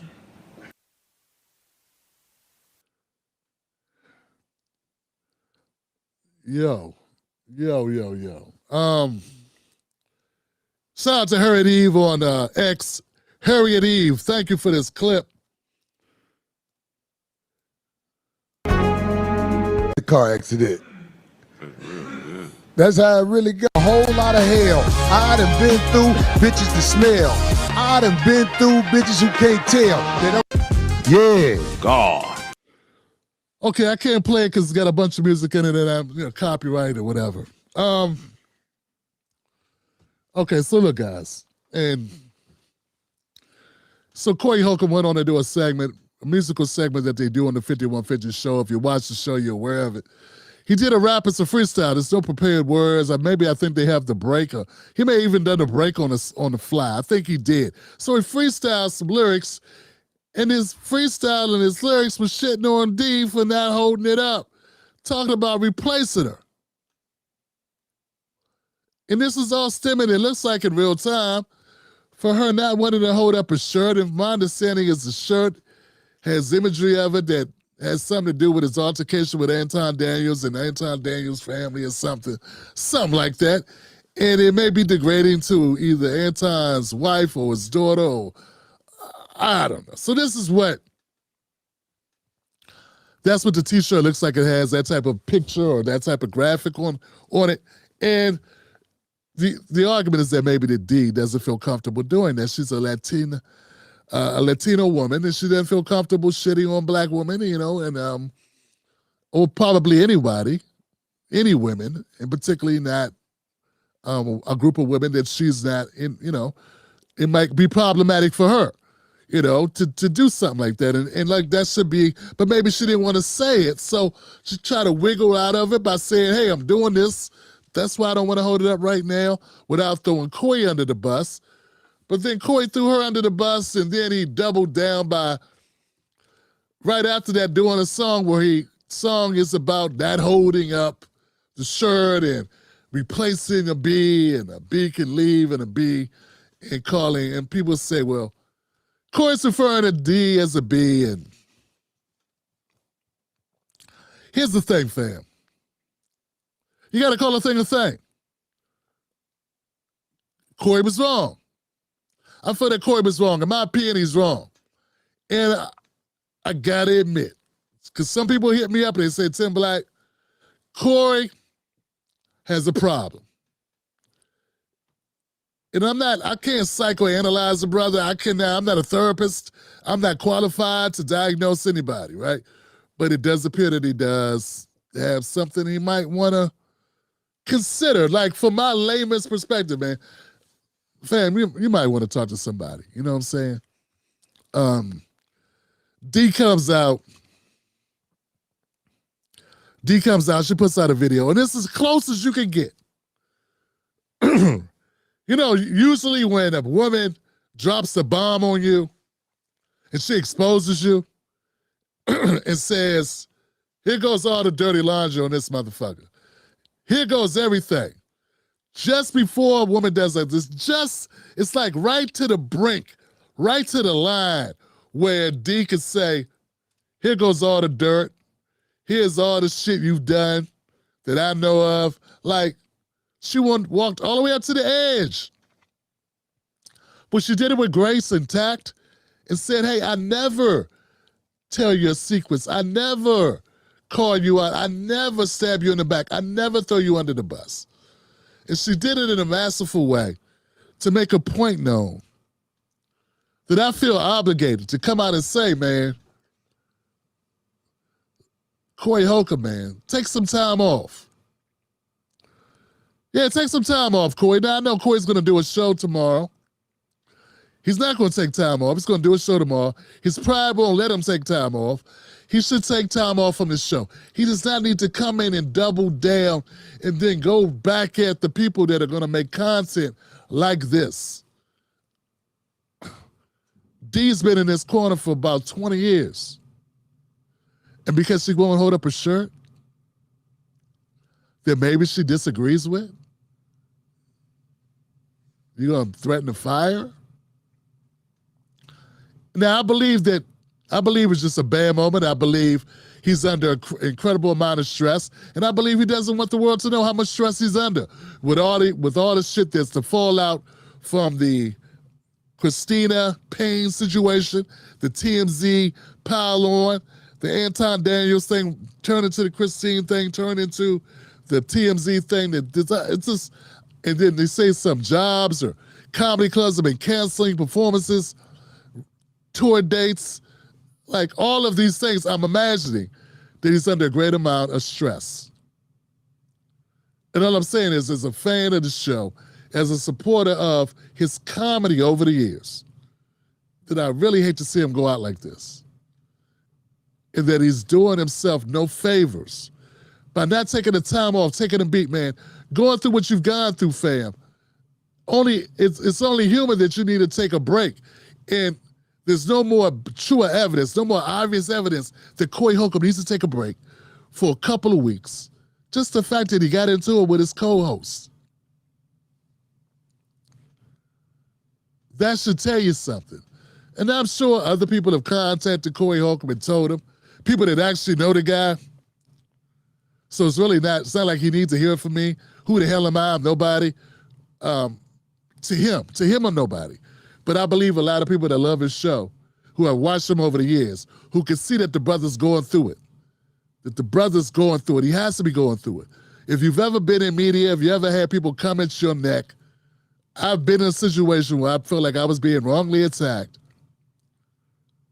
That I felt that people who have really done nothing to, but have a different opinion, were coordinating an attack to try to destroy me, and they did their best to not give me my props and didn't shit on me because I've been through it. It's good to take time.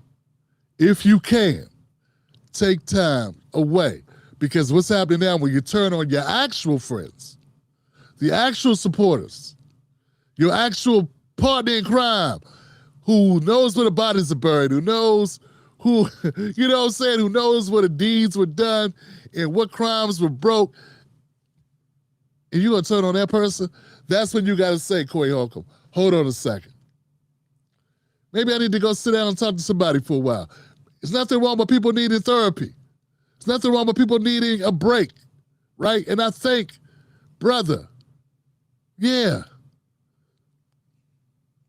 people do it for less. What you've gone through is catastrophic, fam.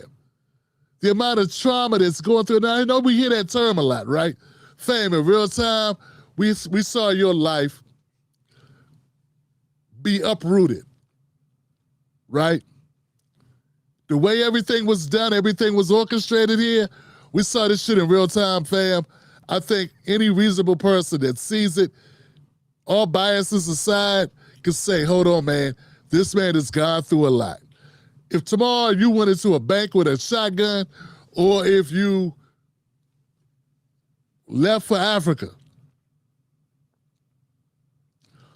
you could do anything extreme tomorrow. And I think a large amount of people would be like, they wouldn't be that surprised, right? Because you've been through a lot of trauma lately.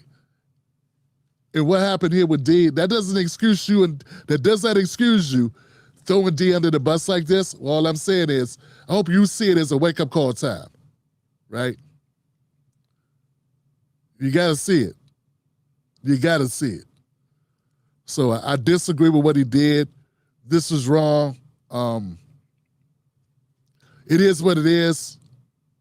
And fam, don't make matters worse. Don't go further. You got a show tomorrow. Anybody that cares about Corey, let them know, man. Tomorrow,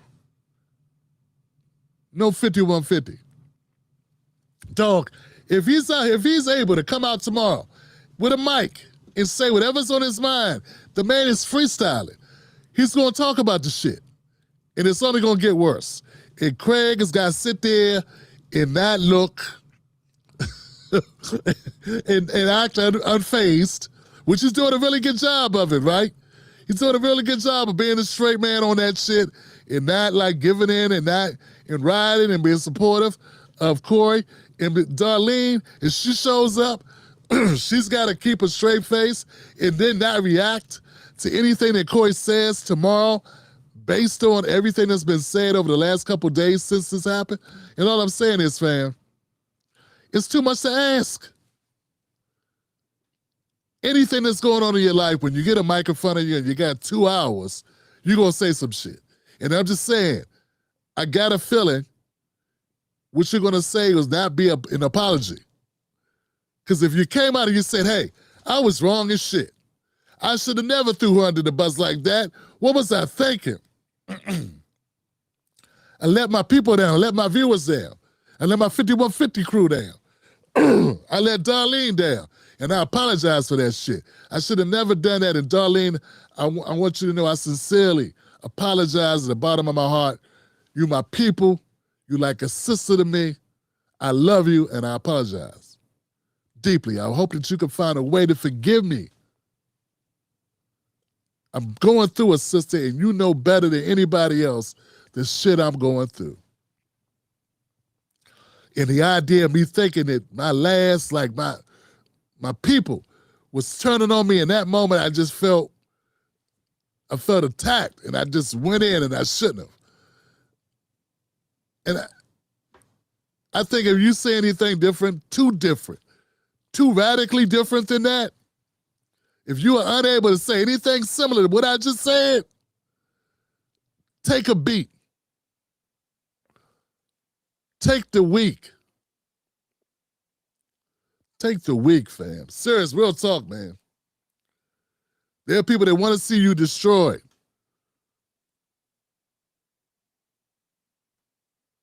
They're not going to give you a fair shake, Johnson.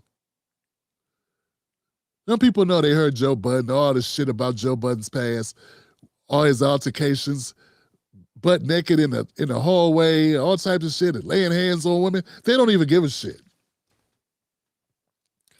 They made their mind up. They made their mind and they don't care about that shit. They already knew, and the people that are finding out don't care. They're happy that he could roast. They want to hear him roast. So they'll be upset with you because you mushed a woman in the face. They don't care that there have been several women that have accused Joe Budden of it. They don't care. They're mad at you. They made peace with whatever Joe's done. It doesn't matter. It's old news at this point. And maybe the fact that you got to bring it up kind of shows the unraveling. So let me get this right. You upset that Joe Budden went at you for assaulting Payne, Christina Payne. So you bring up his assaults.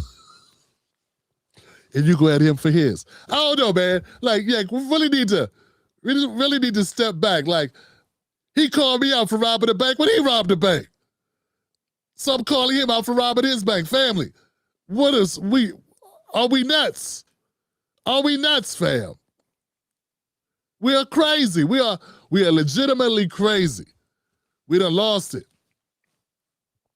Man, as a fan of the 5150 show for over a decade, Johnson, I'm just asking. I mean, I go back to Bobby Glenn time, man.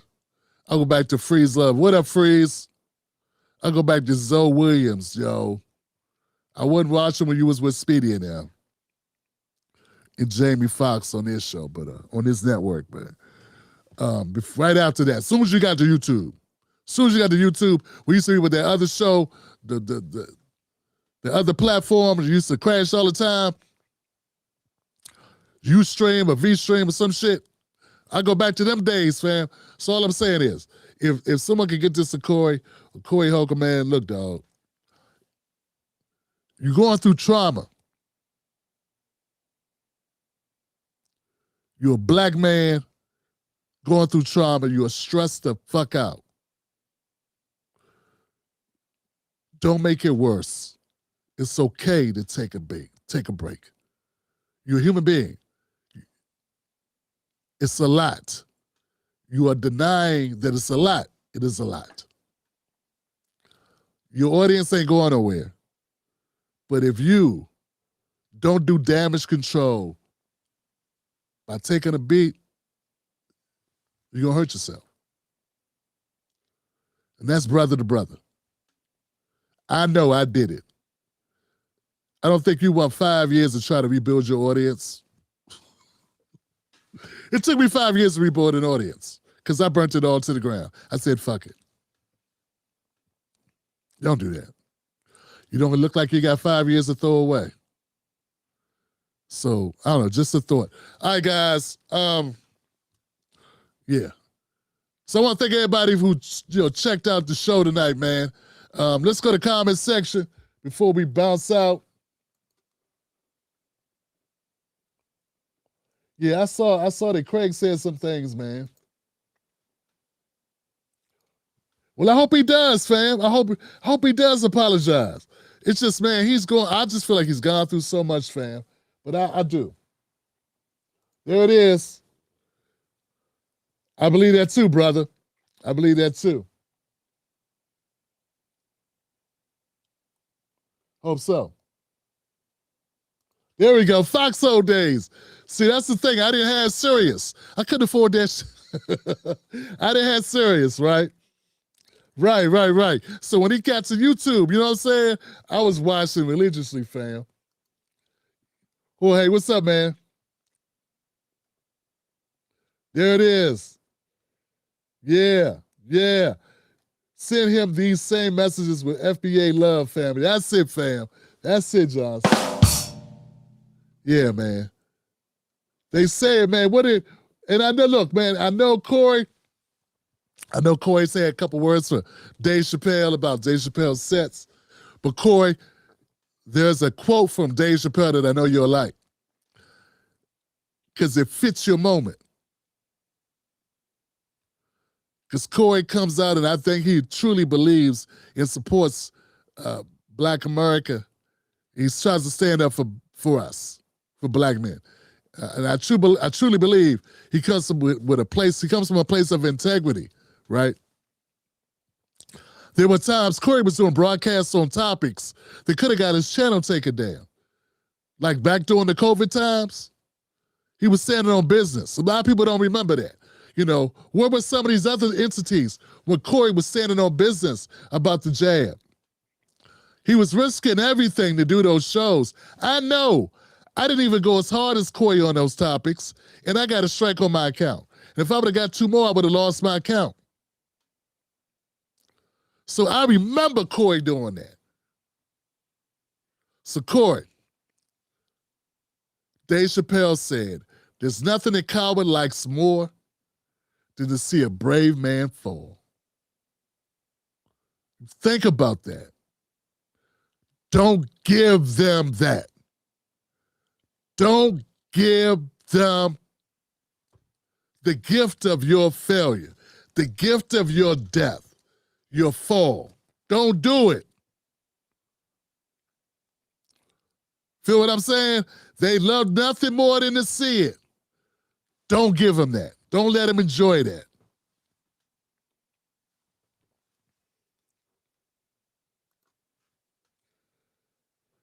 Hey, thank you, Black Mamba, for supporting the show, sis, as always.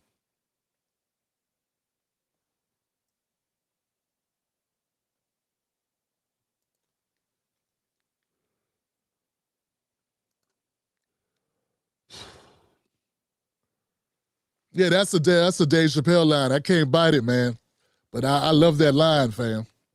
Yeah. Yeah. Yep. That's what people want.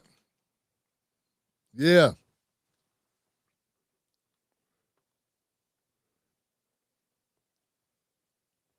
Yeah, man. That's messed up, man. How this white guy get in here, man? Because I know no brother would say a black man with a hat. We all look the same when we wear a hat. I know that's gotta be a white guy that would say that, right? You know what I'm saying? Because I ain't no brother saying that black man can't wear a hat because another black man wears hats. I've been wearing hats for a long time. I'm bald, sir. Yeah. All right, family. That's it. I'm sure you do. I'm disagreeing. For all of you want, Corey, you can always fight Logan Paul. Man. Corey would fight Logan Paul. Yeah, Jorge, that's what I'm saying. They all were. They all were passive-aggressively waiting for him to fall. And if I am a mini Corey, I would say there were people waiting for me to fall too. So I can relate in that aspect. But, you know, we don't have the same show. Yeah, we don't have the same show. All right, guys. The Cornbread Crew, Copper Brand up in the building, man. That's it, y'all. Thank y'all for watching this show tonight, man. I appreciate y'all. We're going to keep it moving. Look, we'll be back. We'll be back in a couple days. We'll be back on Wednesday night. Thank you, Tim Black's Wolfpack. Go to jointimblack.com. Become a member for only $5 a month. And we continue to do this show. We got exclusive giveaways for the Tim Black Wolfpack. That's what we do here. In fact, we're overdue. So I'll work on a new giveaway for the Tim Black Wolfpack. Yeah. What else we got? That's it, man. Nothing but love for you. Remember, don't let anybody take your cornbread. You got to stay bold, courageous, and most of all, stay dangerous. That's right. They want us to be domesticated. Now, if you, you got to be bold out here, Johnson. All right. FBA Oakland in the building, stand up.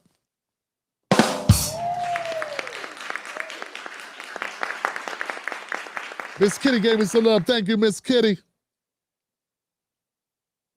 There it is. Look, fam. This is what I'm talking about, fam. Rosa says, Corey, take some time, please. That's right. Thank you, fam. That one brother, great show. And look, see, here's the thing, fam. There are people that love making money off Corey. I don't make videos about Corey that often. But I respect, I just don't want to I don't want to be a person that's out just to make $1 off you, right? I could have just done a segment, hey, Corey, blah, blah, blah. Why'd you say that about Darlene? I could have done that. That's easy. But I'm concerned about the man. I'm concerned about the brother because that brother was talking about real shit that could have cost him his platform, and he did it. So that brother deserves me to be about some real shit when it's, when I have an opportunity to be. So that's all I'm saying, man. I'm not being advantageous. I'm not trying to hit a lick. I'm trying to say something meaningful. All right? That's it. No preaching. Corey knows some reverends and pastors. He don't need me to preach to him. That's it, y'all. Look, everybody's got reasons for doing what they do. My name is Tim Black. I got a black wife, a black car, black house, and black kids. And I no disrespect if you don't. But I just want to be clear here. And I'm trying to definitely leave a legacy for them. So that's why I do what I do. And with that in mind, y'all have a great night. And where are my ladies? Where are my ladies? Now, there you go. I gotta wait till it's my turn. What happened here?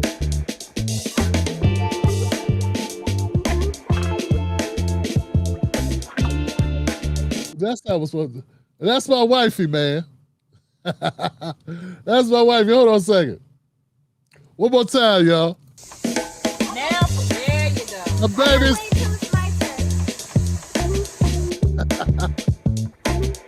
All my babies, yeah.